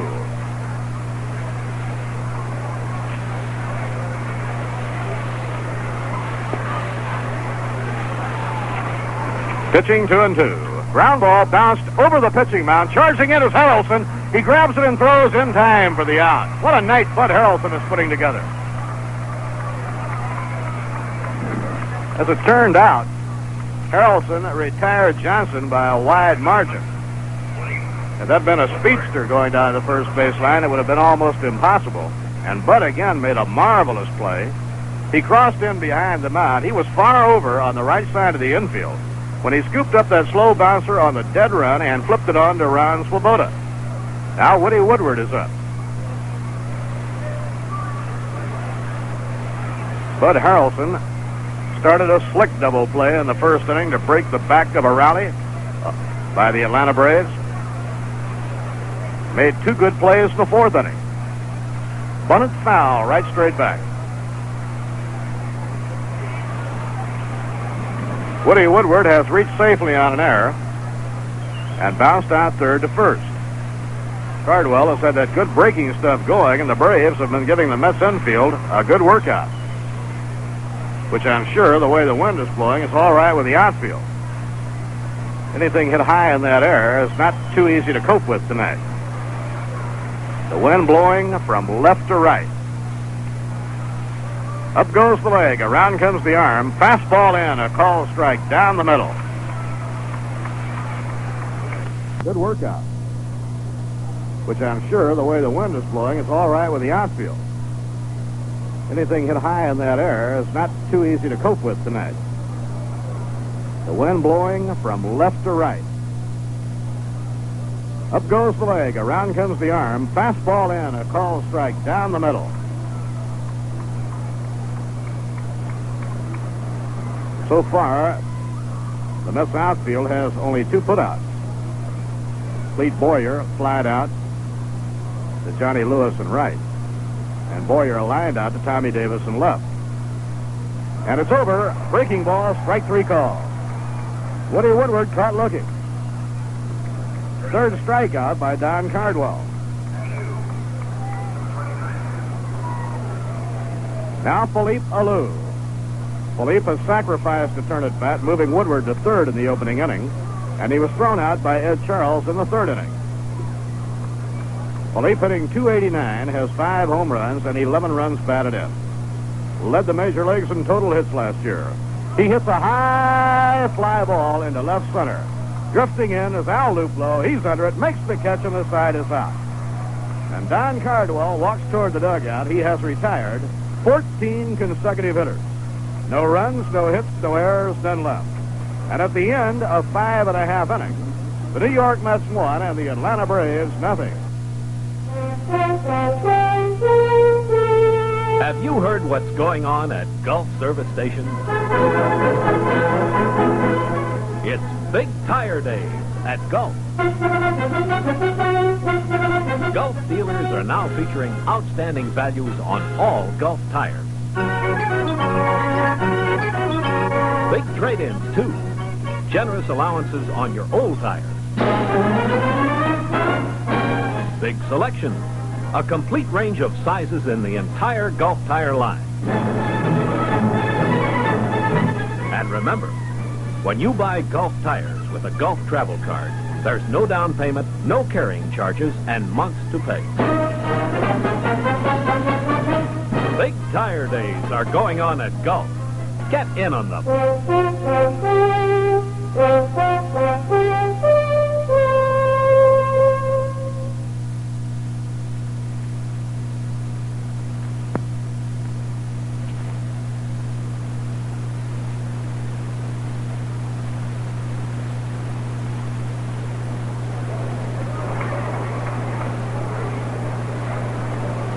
bottom half of the sixth inning, and Johnny Sullivan will be up against Ken Johnson. What a pitching duel this is. New York, 1 run, 3 hits, and 1 error. Atlanta, no runs, 1 hit. A ground single to right by Mac Jones, and no errors. Here's the pitch to Johnny Sullivan. Inside to John, ball 1. John is 0 for 1. He skied to center his first time at bat. The Mets lead on a home run by Jerry Buchek for Jerry, his 6th of the year. Jerry now leads the club in home runs and runs batted in. Changeup hit on the ground. A fair ball knocked down by Alou. He throws to Johnson in time for the out. Philippe Alou was sprawled on his back when he just kind of raised up to a sitting position and lobbed the ball to Ken Johnson. The ball had been hit so hard that he had plenty of time to throw Sullivan out.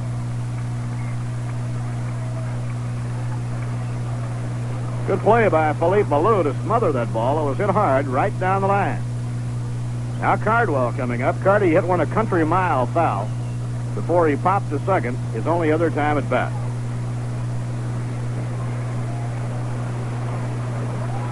Bud Harrelson kneeling on deck. Cardwell's the only man I've ever seen hit a foul ball into the upper deck here at Shea. Way out. Breaking ball. Misses the outside corner, ball 1. He's the only player I've ever seen hit a foul ball in the upper deck out in the area not too far from the foul poles. He hit one in the 4th tier, the mezzanine section, that was foul his first time up tonight. Way outside, ball 2. It's 2 balls and no strikes on Don Cardwell.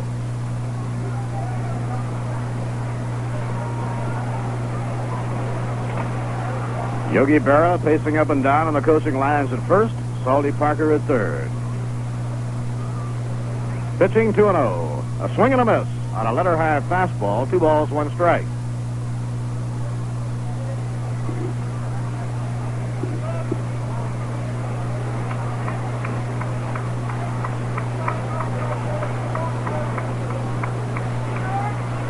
Pitching 2-1.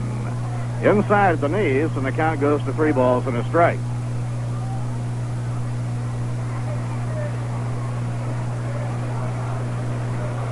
There has been just 1 walk in the ball game. Henry Aaron drew a walk in the first, and then Bud Harrelson turned a hard-hit grounder by Torrey into a slick double play. Now we've had 2. It's ball 4 to Don Cardwell. And as Cardy goes down to first base, we pause for station identification. This is the New York Mets Baseball Network. This is Jerry Ducey reminding you that the best things happen from 1 till 3 on the Jerry Ducey Show here on the big bright sound of WGY Schenectady. Bob Murphy with Lindsey Nelson and Ralph Kiner from Shea Stadium, bottom half of the 6th inning. New York 1, Atlanta nothing. Bud Harrelson is up with Cardwell on first. They look for the bunt, and the pitch is a strike on the inside corner.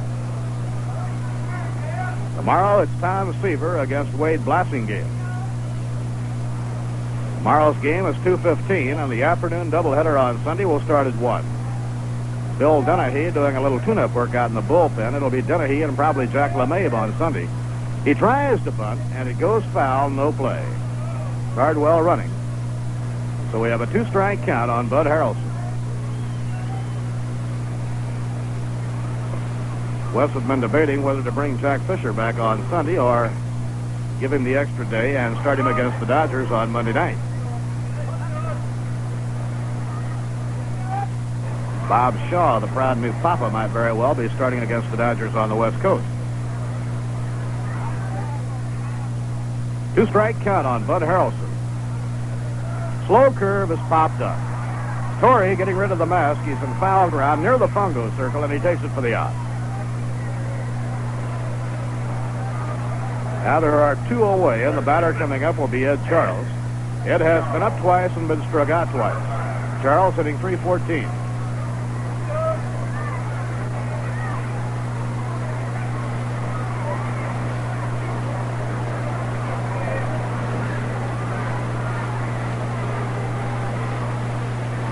Al Luplo out of the on-deck circle.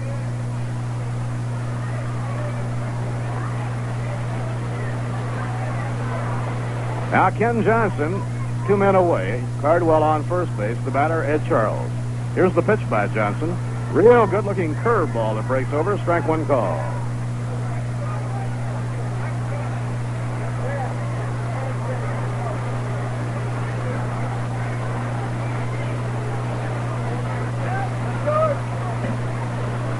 Down comes the pitch. Ground ball hammered right at Woody Woodward. And the second baseman throws to Alou, and the side is out. In the home half of the 6th inning, New York, no runs, no hits, no errors, 1 left. At the end of 6 innings, the score, the New York Mets 1 and the Atlanta Braves nothing. The sun is sunnier, the fun is funnier, the spring is springier, the swing is swingier, with the portable radio along. The news is newsier, the blues are bluesier, the folk songs folkier, the jokes are jokier, with the portable radio along. Take a portable radio wherever you go. In emergencies you need one, but best of all they're fun. The jaunts are jauntier, the old heart's funnier, the trips are trippier, the hip song hippier, with the portable radio along.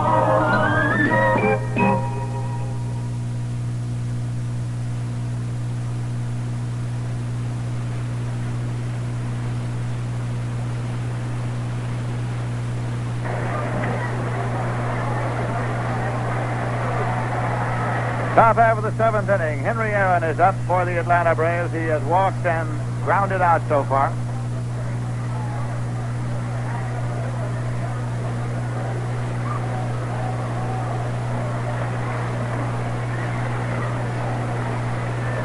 Don Cardwell with a pitch to the right-hand batter that's low for a ball.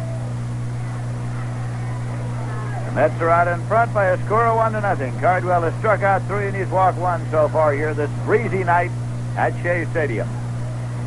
And the breeze kicks up a little dust around the home plate area, and Aaron steps out. Umpire Billy Williams turns his back to the breeze, and now we're getting set up to go again. Cardwell taking the sign from catcher Johnny Sullivan for a 1-0 pitch to Aaron. It's low for a ball, 2-0. Ron Swoboda playing first base now for the Mets. Since Ed Cranesville was ejected.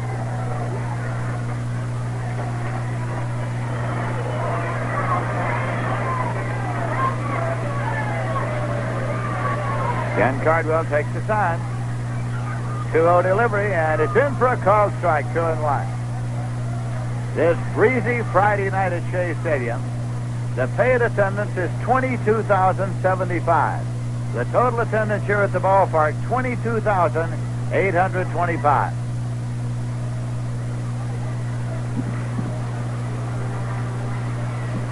Don Cardwell's 2-1 pitch.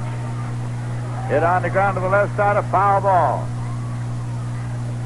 Overrun by Johnny Sullivan in foul territory, so Aaron comes back to pick up the bat, and the count to him 2-2.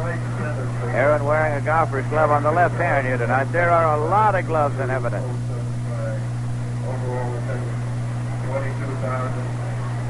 22,825. Bill Dennehy is just tuning up down in the bullpen for a future start, a possible start in one of the games of the Sunday doubleheader here.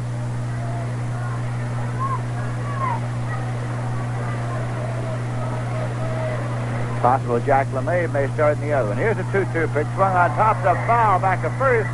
Swoboda's over near the stands, and the wind takes the ball into the stands, out of play. So Aaron is still alive with a 2-2 count. Tonight's baseball quiz, only one infielder in the 10-year period from 1950 to 1959 has won the National League Stolen Base Championship. Can you identify him?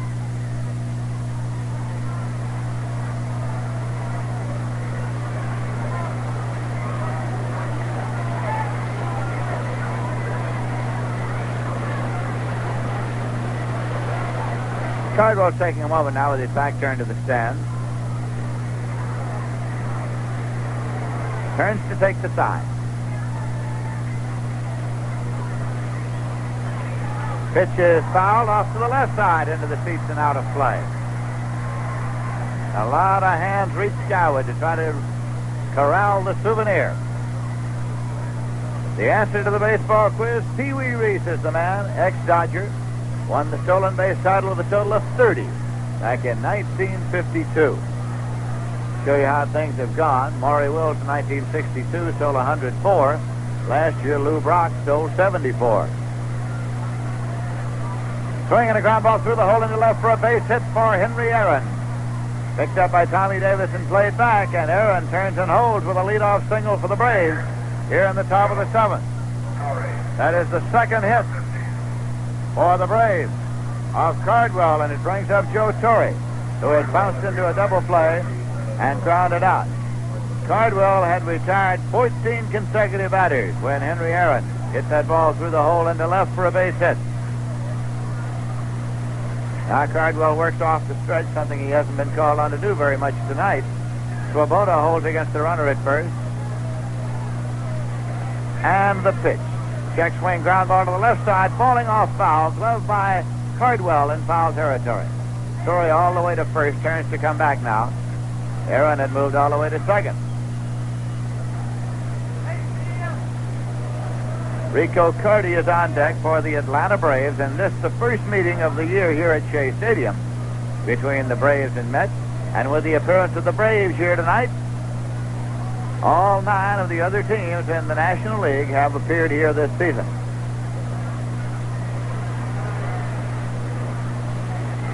So they've been one time around. The New York Mets come back here on the night of June 13th from their upcoming road trip. It'll be a twilight doubleheader against the Cincinnati Reds. Here's a throw to first, not in time. Henry Aaron's back safely.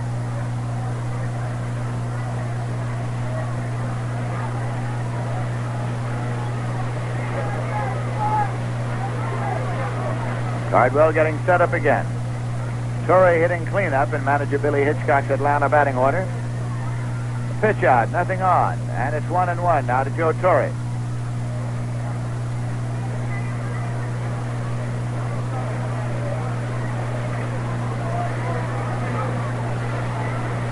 Torrey swinging the bat as he waits. Defensively, the Mets play him straight away. 1-1 pitch for the runner going. Hit on the ground toward the hole. Throw into left for a base hit. Aaron's on his way to third. There'll be no play on him there. Davis up with the ball. Makes the throw to second, holding Torrey at first. And quickly the Braves here in the top of the seventh have runners at first and third.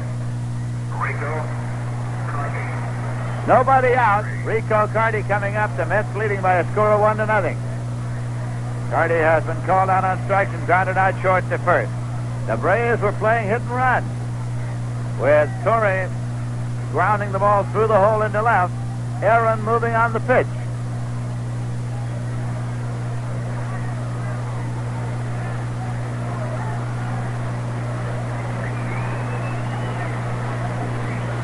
Right-hand batter, Rico Carty.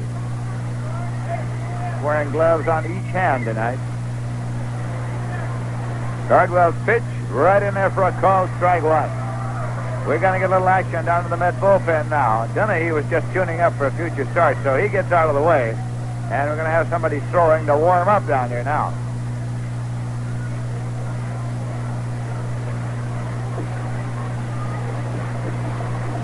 Don Shaw is throwing down there, and so is Jack Fisher.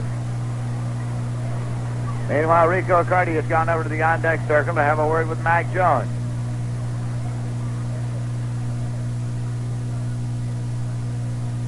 Before the ball game tonight, manager Wes Westrom was recalling the night he brought Jack Fisher in relief of Tug McGraw. McGraw got a victory over Sandy Koufax.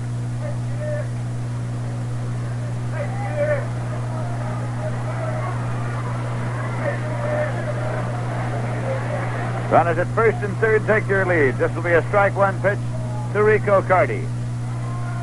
It's in for a call, strike two.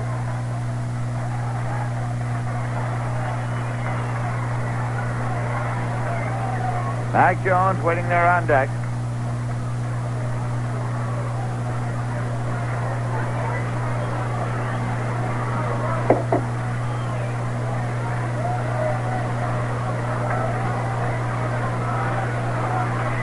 Swinging a high pop foul into the seats and out of play. Now there is action in the bullpen of the Atlanta Braves. Phil Necro is up and throwing. Knuckleballing Phil Necro warming in the Atlanta bullpen. Manager Billy Hitchcock wants to be ready in case he needs to go to a pinch hitter in this inning. Carty is the number 5 man in the batting order. Henry Aaron leads at third, and Joe Torre leads at first. This is a 2-strike pitch coming up to Rico Carty. Swung on and missed. Cardwell strikes him out. Strikeout number 4 for Cardwell.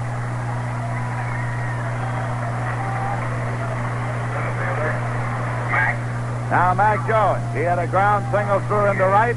Grounded out first base to the pitcher covering. The ball hard down to Craneville in the 5th inning. Craneville gloved it with a one-hand stab and then played to Cardwell, who got to the bag ahead of Mac Jones. Had good speed, a tough man to double.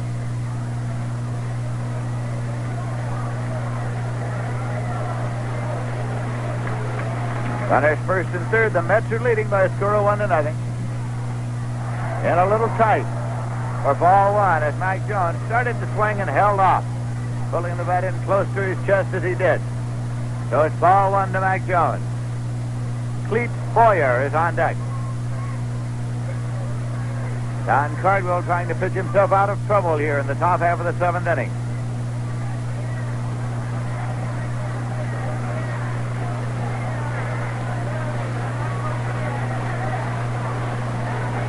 Cardwell steps off the rubber now, and Mac Jones steps out at the plate.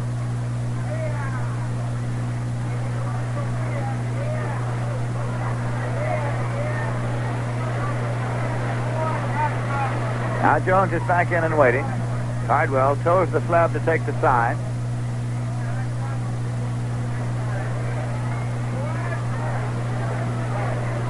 And the 1-0 pitch. Inside, 2-0. As Cardwell has jammed Jones on the first 2 pitches.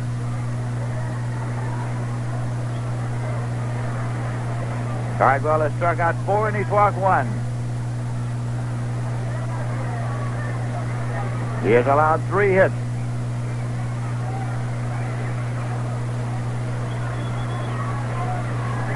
Two-0 delivery. Low for a ball, so he goes behind now to Jones, 3-0.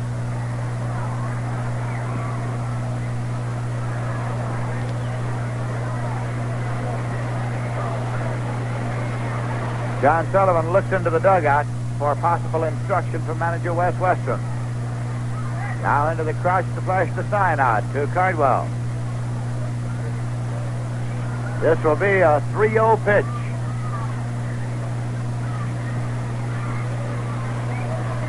Inside low, and it's a walk that loads the bases. Second walk issued in this game by Cardwell. So they're loaded up for Clete Boyer with 1 man out. The Mets leading 1-0. Boyer has flied to left and lined out to Tommy Davis. Flied to right and lined out to Tommy Davis and left. Don Shaw and Jack Fisher continuing to warm up in the Met bullpen. Clete Boyer, a right-hand batter. Mets have the infield set a double played up. Cardwell's pitch outside for a ball.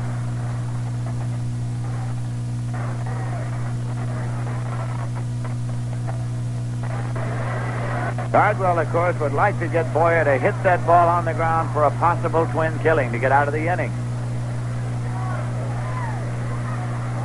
He's working straight away, and then now the wind blows a little dust in Boyer's eyes. He backs out of the batter's box. And asks the umpire to examine the ball in the meanwhile. He does, and he leaves it in play.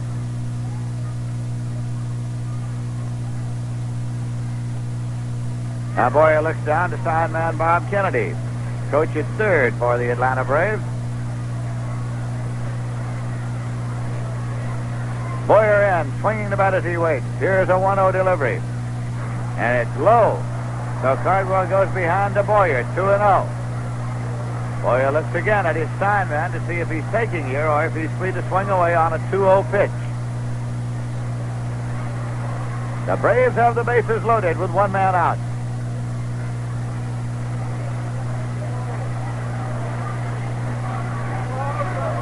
Marty Martinez, the number 8 man in the batting order, is on deck.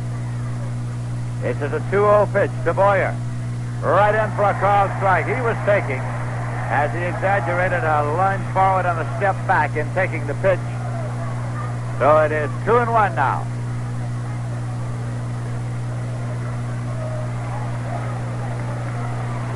Braves runners leading at first, second, and third.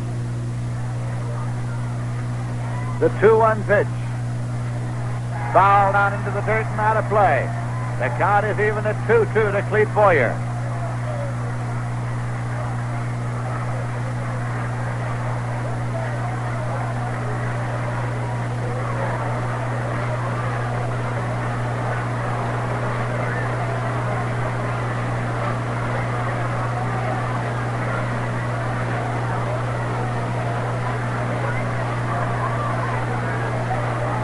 Boyer measures his stance at the plate.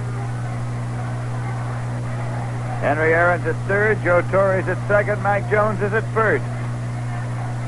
This is a 2-2 pitch. Swung on and missed, struck him out. 2 away.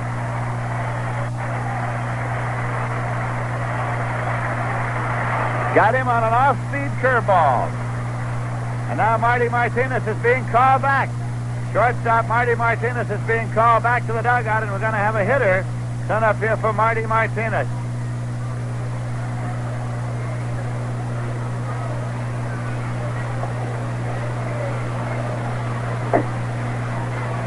Mike Delahose. Mike Delahose is going to be the batter. Delahose is hitting .240. He is 6 for 25, 1 home run and 5 runs batted in. Marty Martinez had been up twice and grounded out both times. Number 7, Mike Delahose. Ken Johnson comes out on deck with his jacket on as Delahose goes up to the plate now. Bases loaded, 2 away. Cardwell is not out of the woods yet. The Mets trying to hang on to a 1-0 lead here in the top half of the 7th inning.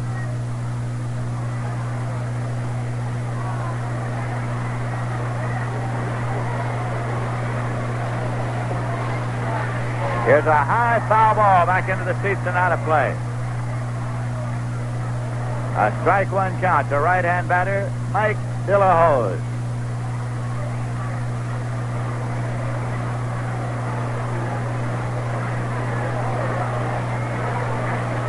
Umpire Ken Burkhardt is going out into short center field to do a little groundskeeping. Looks like a yearbook that blew out of the stands and all the way out into short center field. This will be a strike one pitch now to Delahose, and it's in there for a call, strike 2.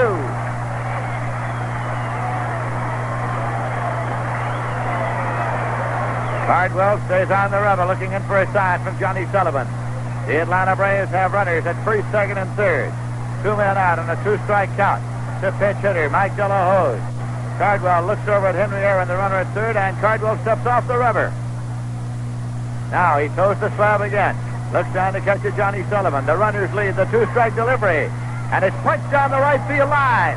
And it is a foul ball as Svoboda tried to get to it, and he skids along in the warning track on his shoulder. A foul ball out of play.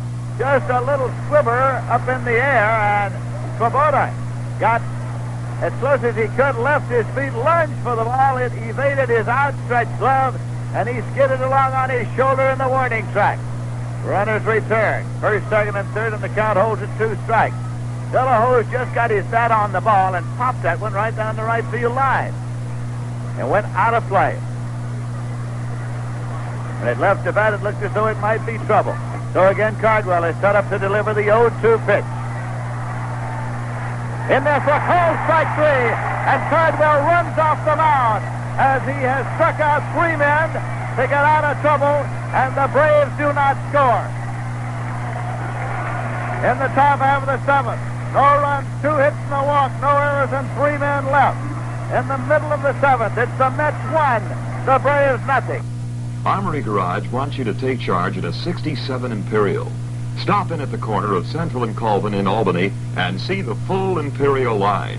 Treat yourself to a test drive and experience the quiet ride, the elegant interiors, and the luxurious extras that are standard equipment on these beauties. Now let the Armory salesman show you how you can own an Imperial for far less than you'd expect. Armory's volume is one reason why they can put you behind the wheel of the newest luxury car in a decade at the lowest possible price. Used car sales are up, and Armory will give you top trade on your present car. Another reason why smart car buyers check Armory first. Learn how you can buy, sign, and pay at Armory, where terms are tailored to suit your budget. Or learn how you can lease a new Imperial at Armory. Isn't it time you experience the luxury, the prestige of precision-built automobile? Stop in at Armory Garage, Central at Colvin, Albany, for the best buy on Imperial 67, the newest prestige car in a decade.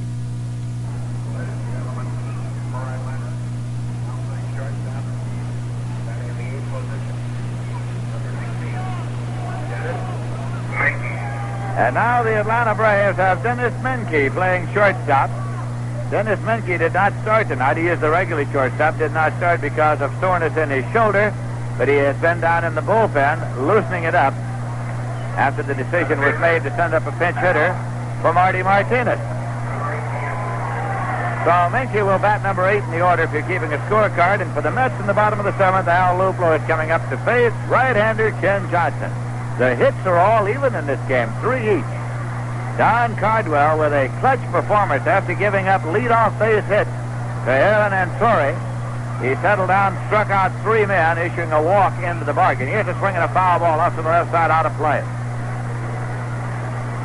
The bases were loaded with 1 man out, and he proceeded to strike out the next 2. Cardwell has a total of 6 strikeouts for the night. Ken Johnson has struck out 5, and he's walked 1. Luplow is batting number 3 in the order. Fly to center was called out on strike. Ken Johnson's ball is bunted up into the air towards second, and coming in to make the grab is Woody Woodward. He skids along in the infield grass.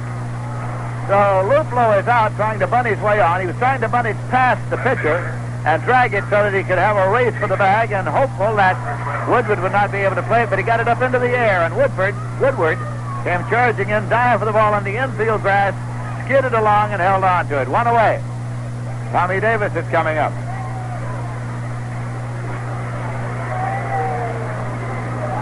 Davis is 1 for 2 tonight, right-hand batter.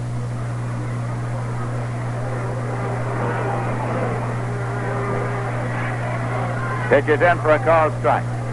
The wind blowing stiffly out toward the right field corner, across toward the right field corner tonight, and it has been a factor on a number of balls hit up into the air here tonight.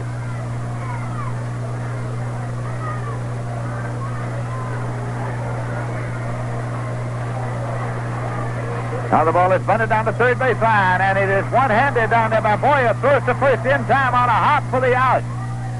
Boyer barehanded the ball, got the throw off, but it hit in the dirt on 1 hop in front of Felipe Alou, who took it out cleanly for the out on Tommy Davis. 2 away.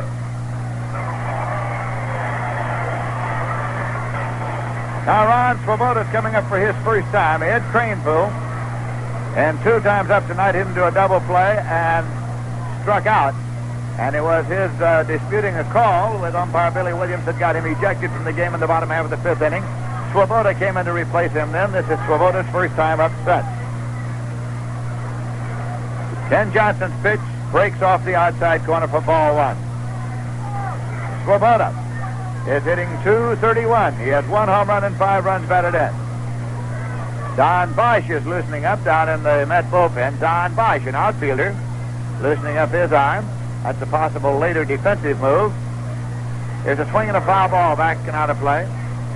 And Phil Niekro continues to throw in the bullpen for the Atlanta Braves, indicating that Atlanta manager Billy Hitchcock is thinking of using a pinch hitter for Ken Johnson, who is scheduled to lead off the top half of the 8th inning for the Atlanta Braves. But right now, it's a 1-1 count to Swoboda with 2 men out and nobody on base, and the Mets leading 1-0. Ken Johnson's pitch, low and away off the glove of Joe Torre and rolling back.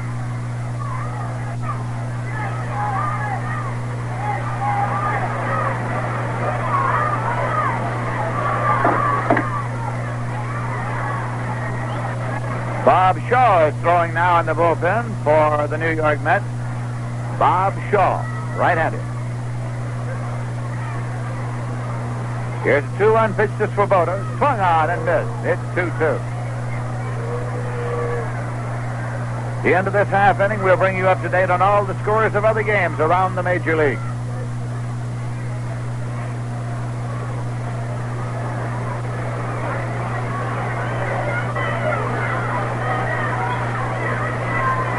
Now the 2-2 offering, swung on and missed, and Ken Johnson has his 6th strikeout. He gets the Mets in order here in the 7th. No runs, no hits, no errors, none left. The end of 7 full innings. It's the Mets 1 and the Atlanta Braves nothing. Now, around the majors this afternoon at Wrigley Field in Chicago, the Houston Astros rolled over Leo DeRoche's Chicago Cubs 17-4. Dave Justy went all the way to get his first win of the season. Ray Cupp started, was the first of 6 Cubs pitchers. He was charged with the loss.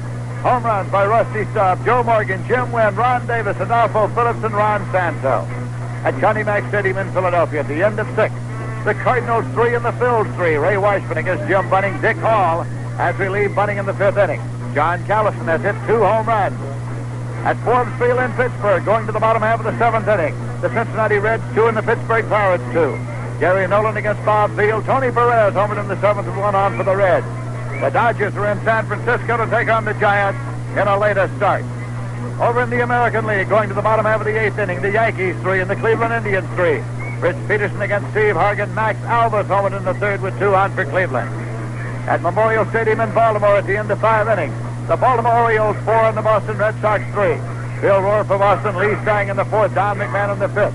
Dave McNally for Baltimore and Bo Dabowski in the 5th inning. First game of a twilight doubleheader at California. At the end of an inning and a half, the Angels 4, the White Sox 2. Tommy John against George Brunette. Pete Semino has relieved him in the 2nd. Don Mincher and Ken Berry have had home runs. The end of an inning and a half in Detroit. Washington 3, the Tigers 1. Joe Coleman for Washington. Bob Pretty in the 2nd inning. Joe Sparmer for Detroit. At the end of 5.5 innings, the Minnesota Twins 5, the Kansas City A's nothing.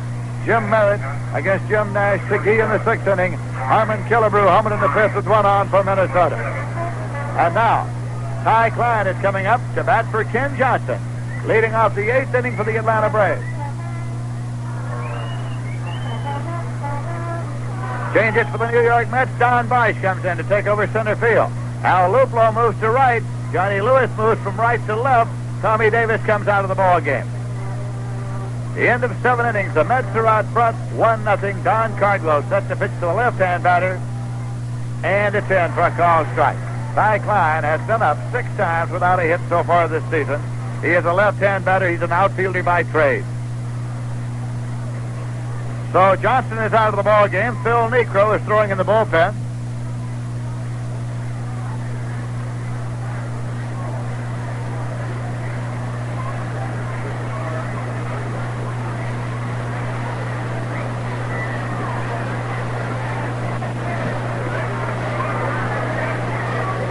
Ty Cardwell's getting set to work again to Ty Klein. The pitch outside for a ball. It's 1-1. Woody Woodward is on deck for the Atlanta Braves. And they've sent for Gene Oliver to come in from the bullpen. Gene Oliver, who is a distance hitter, is being brought into the bullpen now by the Atlanta Braves. Here's a pitch in for a call, strike 2. It's 1-2 to Ty Klein. So manager Billy Hitchcock is looking for his power. And he is sent for Oliver. Jack Fisher and Don Shaw throwing in the bullpen now for the New York Mets. Jack Fisher a right-hander, Don Shaw a left-hander.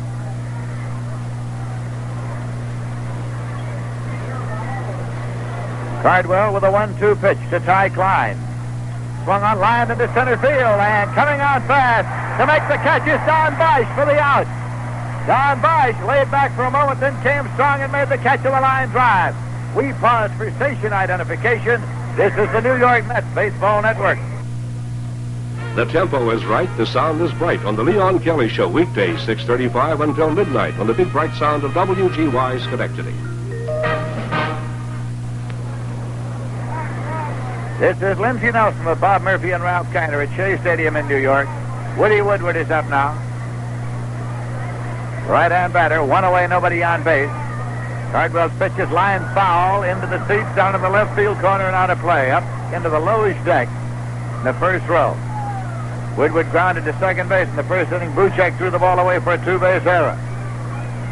Woodward grounded out third to first in the third, and he was called out on strikes in the sixth inning. He's nothing for three for the night. A batting average of 183.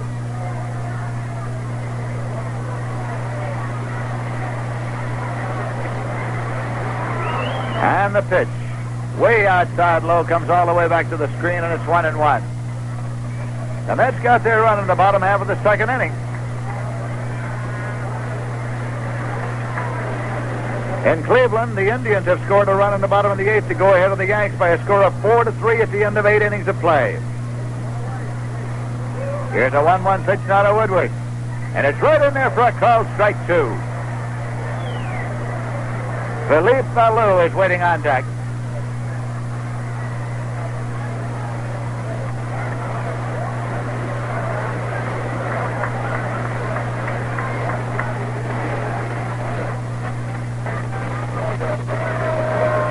This is a 1-2 delivery. Breaking pitch in for a called strike three. Cardwell got the breaking pitch into the strike zone. Woodward caught looking. Strikeout number 7 for the Mets pitcher. Philippe Ballou is coming up. Don't forget that Tuesday night, June 13th, the Cincinnati Reds will be here at Shea Stadium, a twilight doubleheader. In tribute to Flag Day, which will be the following day, the Mets have scheduled colorful ceremonies for between games entertainment. Marching bands, color guards will entertain, so make your plans to turn out. The pitch is in for a called strike to Philippe Ballou. That's Tuesday, June 13th. The Mets and the Cincinnati Reds.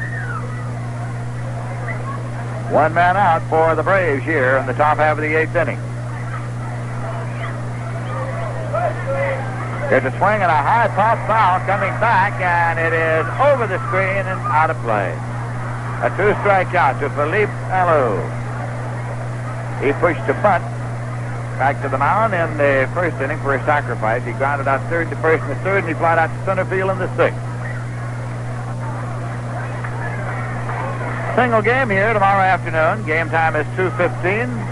Tom Seaver against Wade Blassingame, and then a Sunday doubleheader.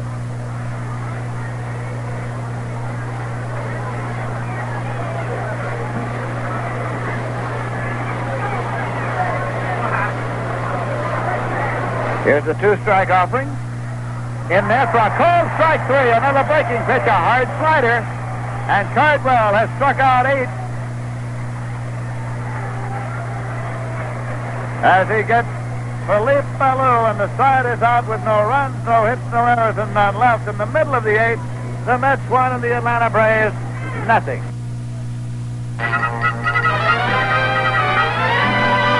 Everybody's voting for the friendly voice of radio, the people's choice.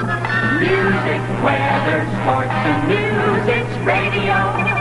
The people choose. Everybody's swinging to the swinging voice of radio, the people's choice. Big fry, small fry, dawn to dawn, it's radio that turns them on. Swinging.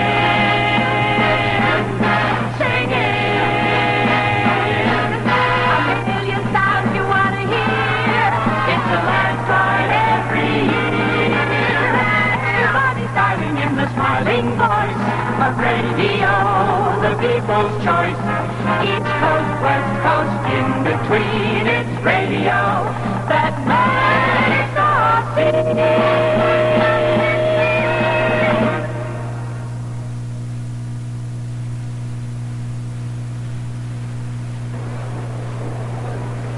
Now for the Atlanta Braves, Phil Necro, a knuckleballer, comes in to do the pitching, working in relief of Ken Johnson. Necro is making his 19th appearance of the season. He has a record of 1 win and 2 losses. Necro will bat number 9 in the order for the Atlanta Braves. And the New York Mets are scheduled to send up Jerry Buchek, Johnny Lewis, Johnny Sullivan. Ken Johnson worked 7 innings. He gave up 1 run on only 3 hits. He struck out 6 and he walked 1. Hey, don't forget to look for the Rheingold Chug-a-Mug special display at your local stores in New York and New Jersey. The Chug-a-Mug looks and sounds just like what it is. It's a good thirst-quenching drink of beer. 12 ounces of Rheingold Extra Dry, and you can drink it right from the mug.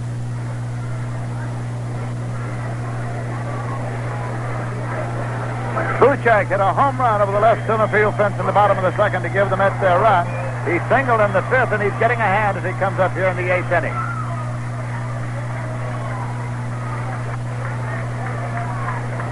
That knuckleball that Necro offers up there is sometimes difficult to hang on to.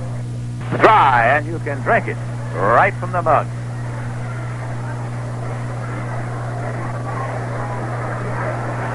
Buchek hit a home run over the left center field fence in the bottom of the second to give the Mets their run. He singled in the 5th, and he's getting a hand as he comes up here in the 8th inning.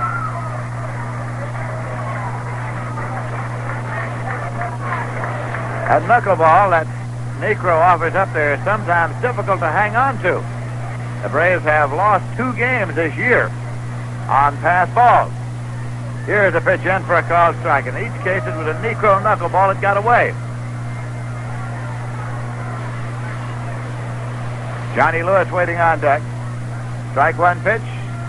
Hit Buchek or hit the end of the bat. One of the two. Apparently hit the end of the bat. As he dug back out of the way, it clicked right off the handle of the bat.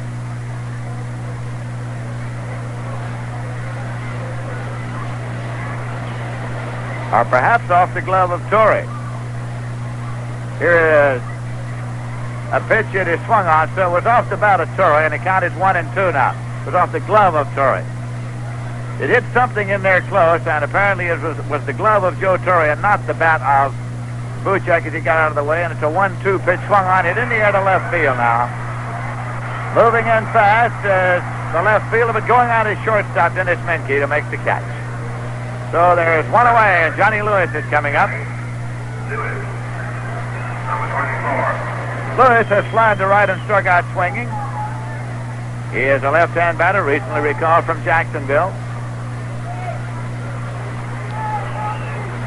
That ball just hit out there by Buchek. Rico Carty, the left fielder, was moving in, but the wind was holding it up.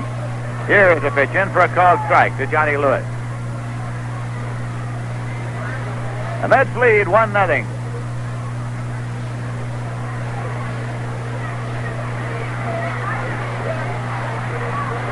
He checks the swing this time, holds off, and it's 1-1. Joe Torrey questioning the call of umpire Billy Williams as Johnny Lewis started to swing, held up. Torrey thought he had taken it through far enough.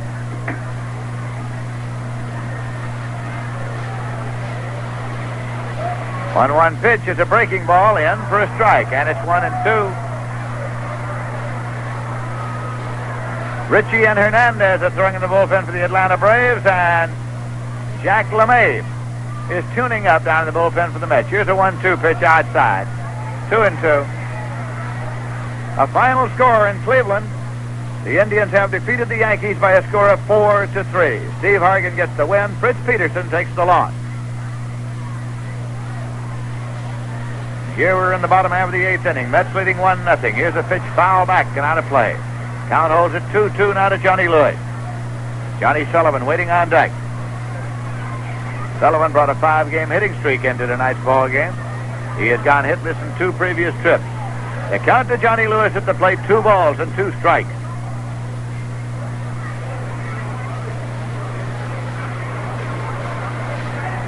Phil Necro. The pitch is in for a call, strike 3. Necro's first strikeout, 2 away for the Mets. Johnny Sullivan is coming up.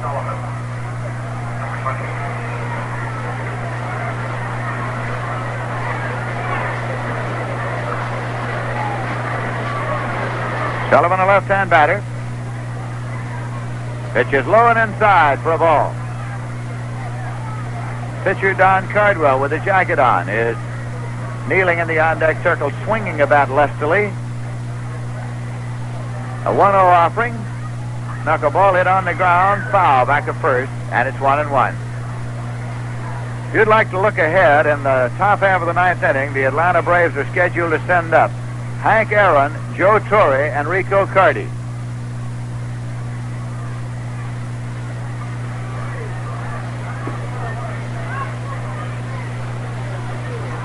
Now the 1-1 pitch to Sullivan. Inside low, it's 2-1. The hits are all even in this game, 3 each. Joe Torre calls time and walks out now to have a word with Phil Necro.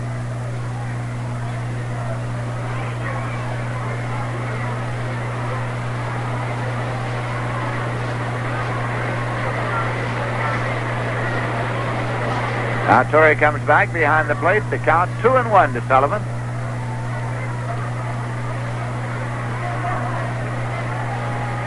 And it's low. He goes behind 3 balls and 1 strike.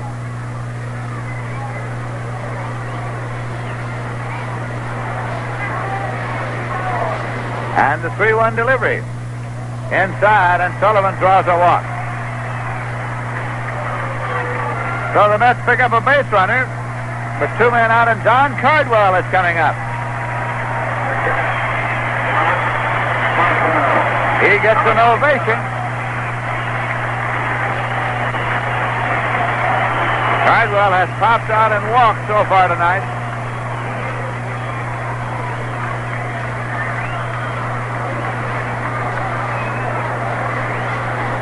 Phil Necro does a little digging in out there on the mound. Philippe Alou holds against the runner, John Sullivan. The pitch is low.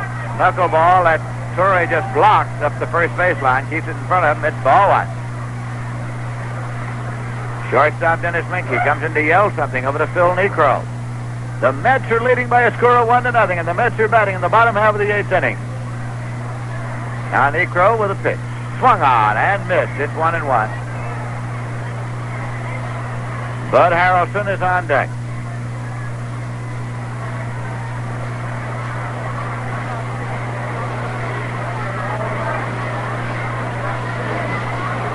Now the pitch that's in there for a called strike 2. 1-2 to Cardwell. Necro working off the stretch with a quick delivery. Once he gets it down and sets, he throws. It's swung on and hit in the air to right field, and is chasing Aaron back. He gets to the warning track and makes the catch. Henry Aaron retreating to the edge of the warning track. Hauled it down. The side is out. No runs, no hits, no errors. A walk and 1 left. At the end of 8 full innings, the score is the Mets 1, the Braves nothing. Say, how would you like a trip to the World Series plus $10,000 to blow in a style to which you're unaccustomed? Well, that's the grand prize in Rheingold Score with the Mets game, along with 500 pairs of free Mets tickets every week. And to play that game, all you need is a pencil. You just figure out how many runs the Mets will have scored from their first season's game to the mid-season All-Star break on July 9th. And we'll even give you a clue. Up to tonight's game, the Mets had scored 96 runs. You don't even have to buy anything. Just pick up an official entry blank now at your local store or tavern in New York or Connecticut, where you see the Rheingold Score with the Mets display. Write down your estimate, stick on a stamp, and drop it into the mailbox. You can enter as many times as you want, which is a good idea because, in addition to the grand prize, each entry is eligible for that week's drawing of 500 pairs of Mets tickets. That's right. We're giving away 500 pairs of Mets tickets each week. So enter every week. One of them is bound to have your name on it.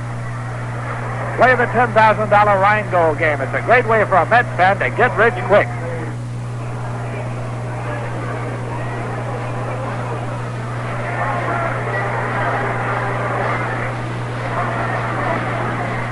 We're going now to the top half of the 9th inning, and Hank Aaron is up to lead off for the Atlanta Braves. 1 for 2 in the walk.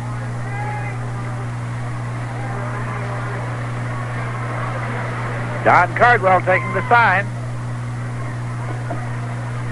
The pitch is low for a ball. Johnny Sullivan saying something to the umpire, Billy Williams, behind the plate, and Aaron wants the ball looked at. The Met bullpen is warm. Jack Fisher, Don Shaw, as we are here in the top half of the ninth inning.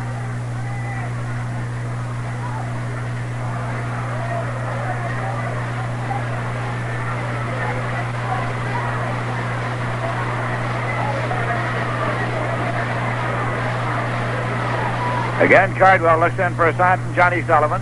Hank Aaron wagging the bat up there as he waits. The 1-0 pitch, low for a ball. 2-0 to Aaron with Joe Torre on deck. The Mets leading 1-0.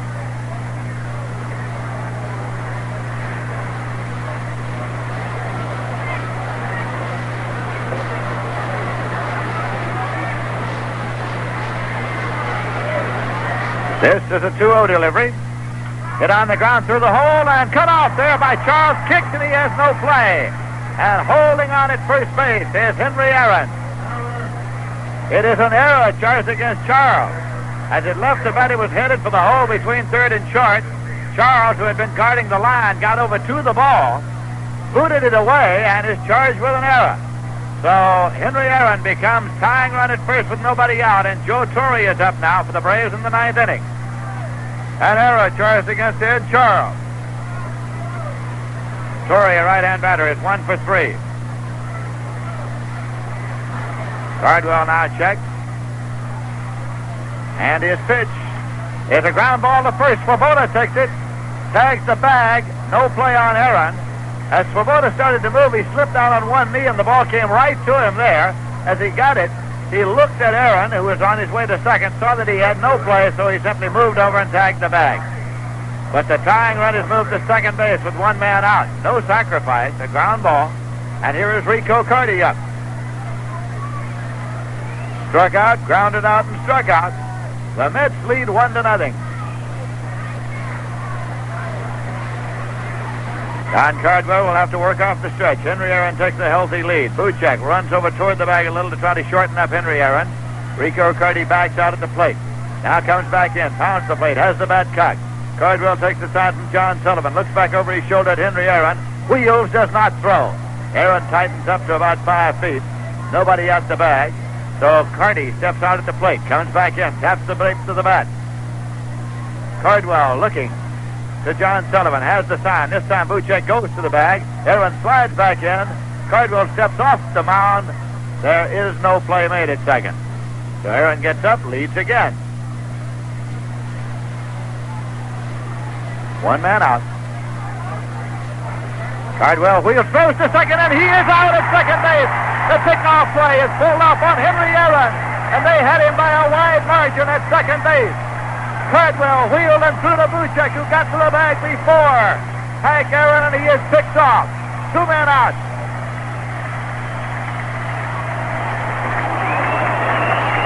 A big play in the ball game. Aaron picks off at second base. There are 2 away. There has not been a pitch to Carty yet.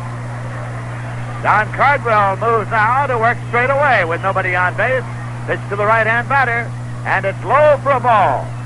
Cardwell sort of lifts his right leg up into the air as though to say, gee, I thought I might get a call on that one. It's ball 1.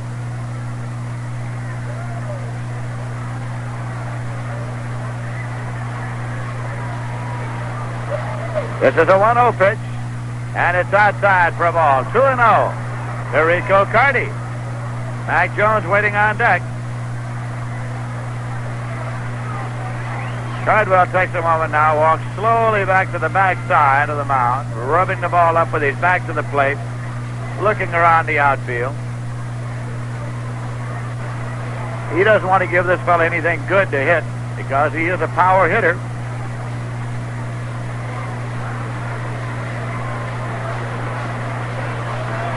Takes a sign from Sullivan for a 2-0 pitch to Rico Carty. It's on the way. In there for a called strike.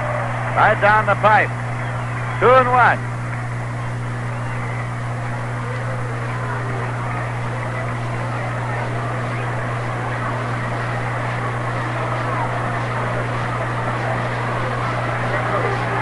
Now the 2-1 delivery.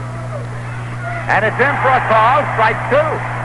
Carty swung his body but did not swing the bat. It was in the strike zone, and it's 2-2. Cardwell tugs now at the bill of his cap. He is on the rubber, taking a stance from Johnny Sullivan. Rico Carty has that bat cut. The count to him is 2-2. The Mets are leading in the game by a score of 1-0. Here is the 2-2 pitch. Swung on and land, one hop to shortstop, taken there by Harrelson over to first in time. The game is over. And so Cardwell is the winner. Congratulations all around for him. The second 3-hit shutout of the season against Cincinnati on April 30th. It is the 14th shutout for Cardwell in his career. That last shot off the bat of Rico Carty was right at Harrelson. He took it on a short hop and then straightened up and threw it on over to Swoboda. He handled it cleanly to end the ball game. So in the top half of the 9th inning, the Atlanta Braves, no runs, no hits, one error, and nobody left. We'll be back in a moment with a final summary and totals. Right now, the final score of the game is the Mets 1, the Atlanta Braves nothing. This is Victor Borger with a special report from CARE on Vietnam and human needs. Civilian war victims in Vietnam are in dire need. As the war moves through the villages, civilian suffering multiplies. Increased military action creates an urgent demand for increased help. More than 1 million refugees, orphans, and displaced families require food, clothing, medicine, and tools to build a new life. While the war continues, it is impossible for the Vietnamese government, nor our own, to meet adequately all of the problems of civilian want. Once again, CARE is on the job, helping to feed the hungry, clothe the ragged, heal the sick and wounded, send children to school, and provide self-help tools for reconstruction. The CARE Vietnam Relief Fund, with contributions from generous, compassionate Americans, is fighting this war within a war. You can help with dollars to CARE Vietnam Relief Fund.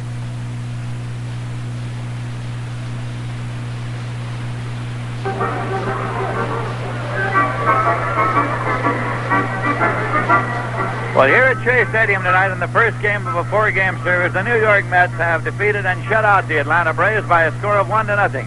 Don Cardwell with a 3-hit shutout, his second shutout of the season and his third victory of this season.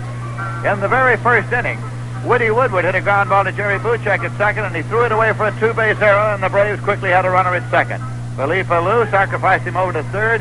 Henry Aaron walked, and the Braves had runners at first and third with one man out, but Joe Torre bounced into a double play that Bud Harrelson started with a sparkling stop, moving to his left to glove the ball and start the twin killing. Then the New York Mets, in the bottom half of the second inning, saw Tommy Davis lead off with a base hit, the first off Ken Johnson. But Ed Kranepool hit into a double play, and then Jerry Buchek slammed a long home run over the left center field fence, his 6th of this season, and the New York Mets were out in front by a score of 1-0. That happened in the bottom half of the second inning, and that is the way the ball game ended. However, in the bottom half of the 5th inning, Ed Kranepool was ejected from the ball game for protesting a call at the plate. Umpire Billy Williams threw him out of the ball game, and Ron Swoboda came on to finish up for him. Don Cardwell had his moments even after that. Coming along in the 7th inning, Henry Aaron led off with a base hit.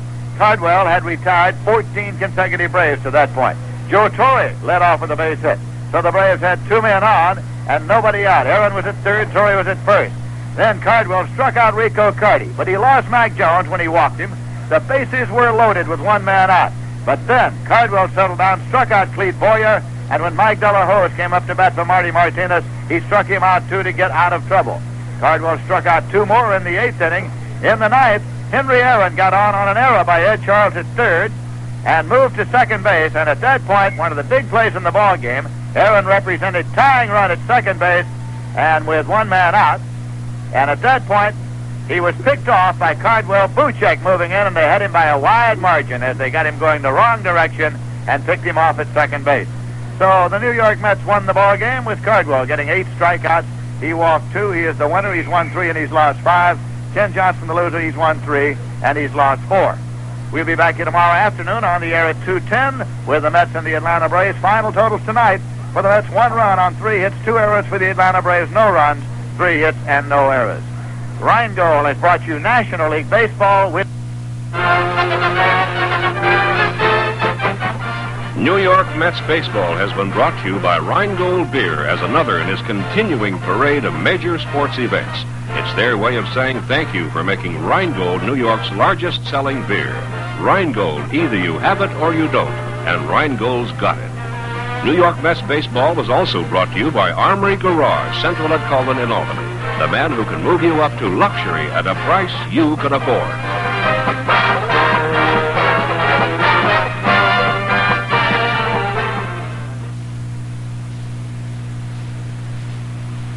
.810 on your dial, WGY Schenectady. The big bright sound. The time is 24 minutes after 10. The temperature at the Albany County Airport under cloudy skies, 50 degrees. And we continue with more music now, here on The Leon Kelly Show. Say if you like hamburgers, here's what you do. Just look for the building that's red, white, and blue.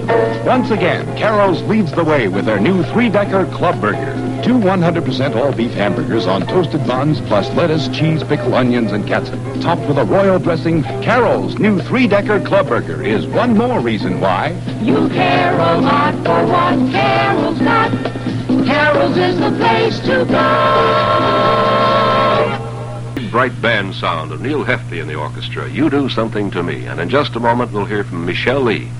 Being good isn't enough.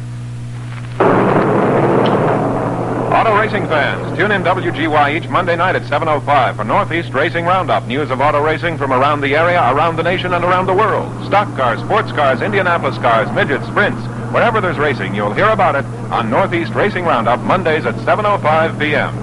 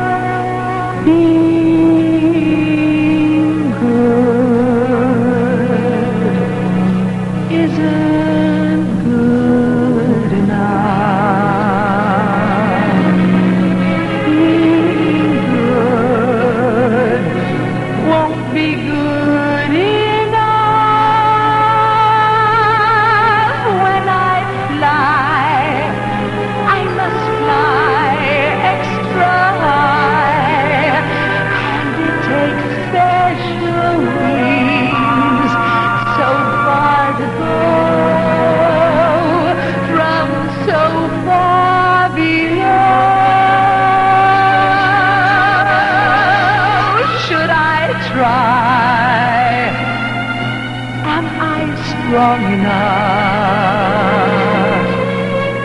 Is there time? Have I long enough? Gotta fly. And if I fall, that's the way it's gotta be.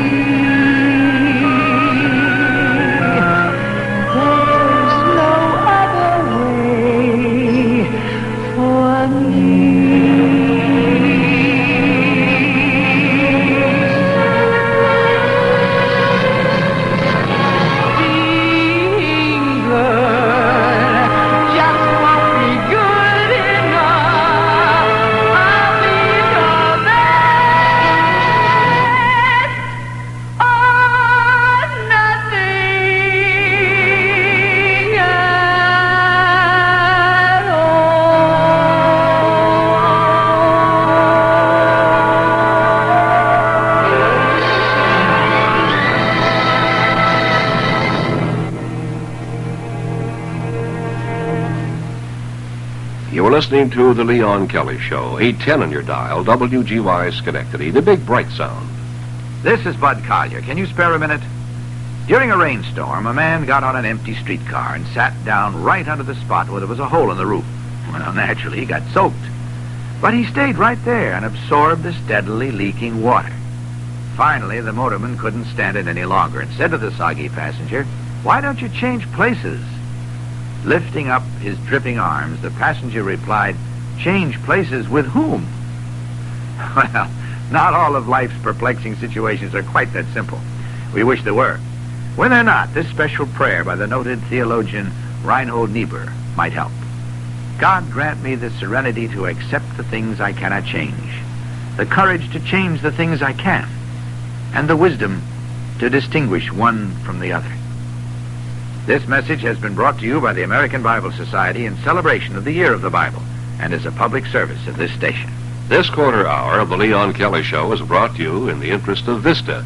Discover new worlds in your country, in other Americans, and in yourself through Vista.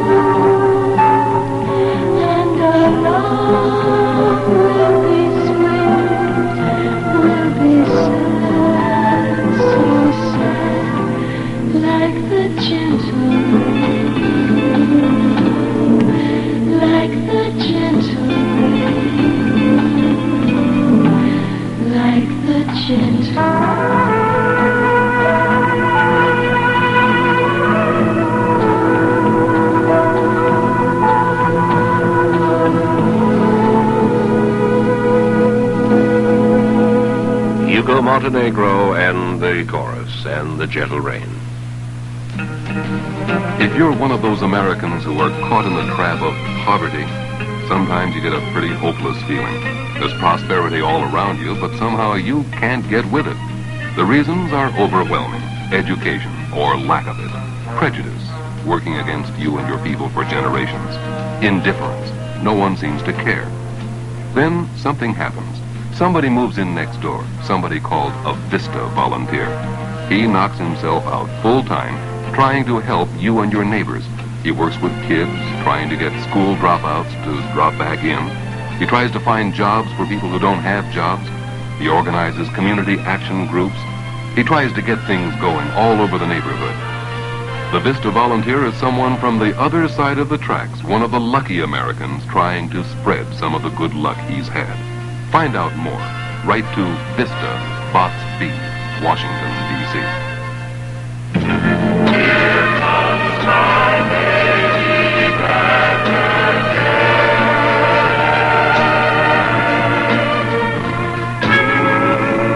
Here comes more tears to cry. Here comes more heartaches by. Here comes my baby back again.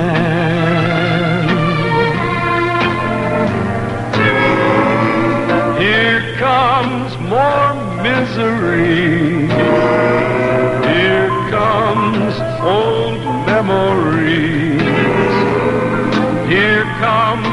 my baby back again. My arms are open wide to let more hurt inside. Here comes my baby back again. She's sorry once again.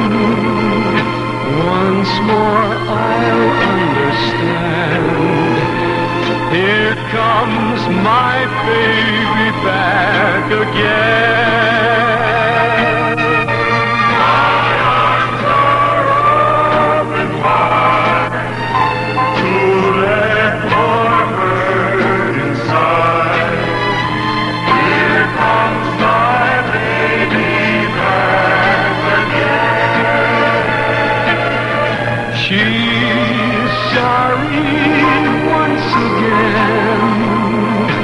Once more I'll understand. Here comes my baby back again.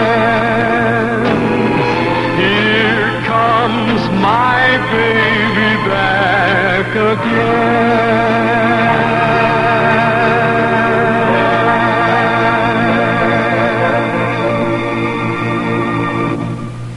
That was Mike Douglas, who borrowed a tune from Perry Como, who recorded it last year when he was down in Nashville and recorded a number of quasi-country and western tunes. Here comes my baby back again.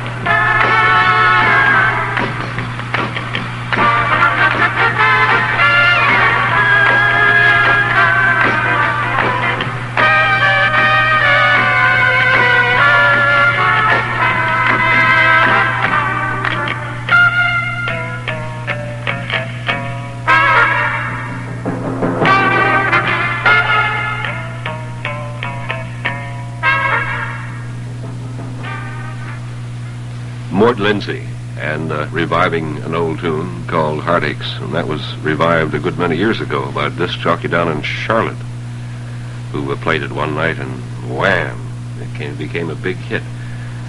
But you can't hardly do things like that no more, because there's too many other records to take their places, like this thing, well done by Mrs. Andy Williams, Claudine Longier, and Hello, Hello.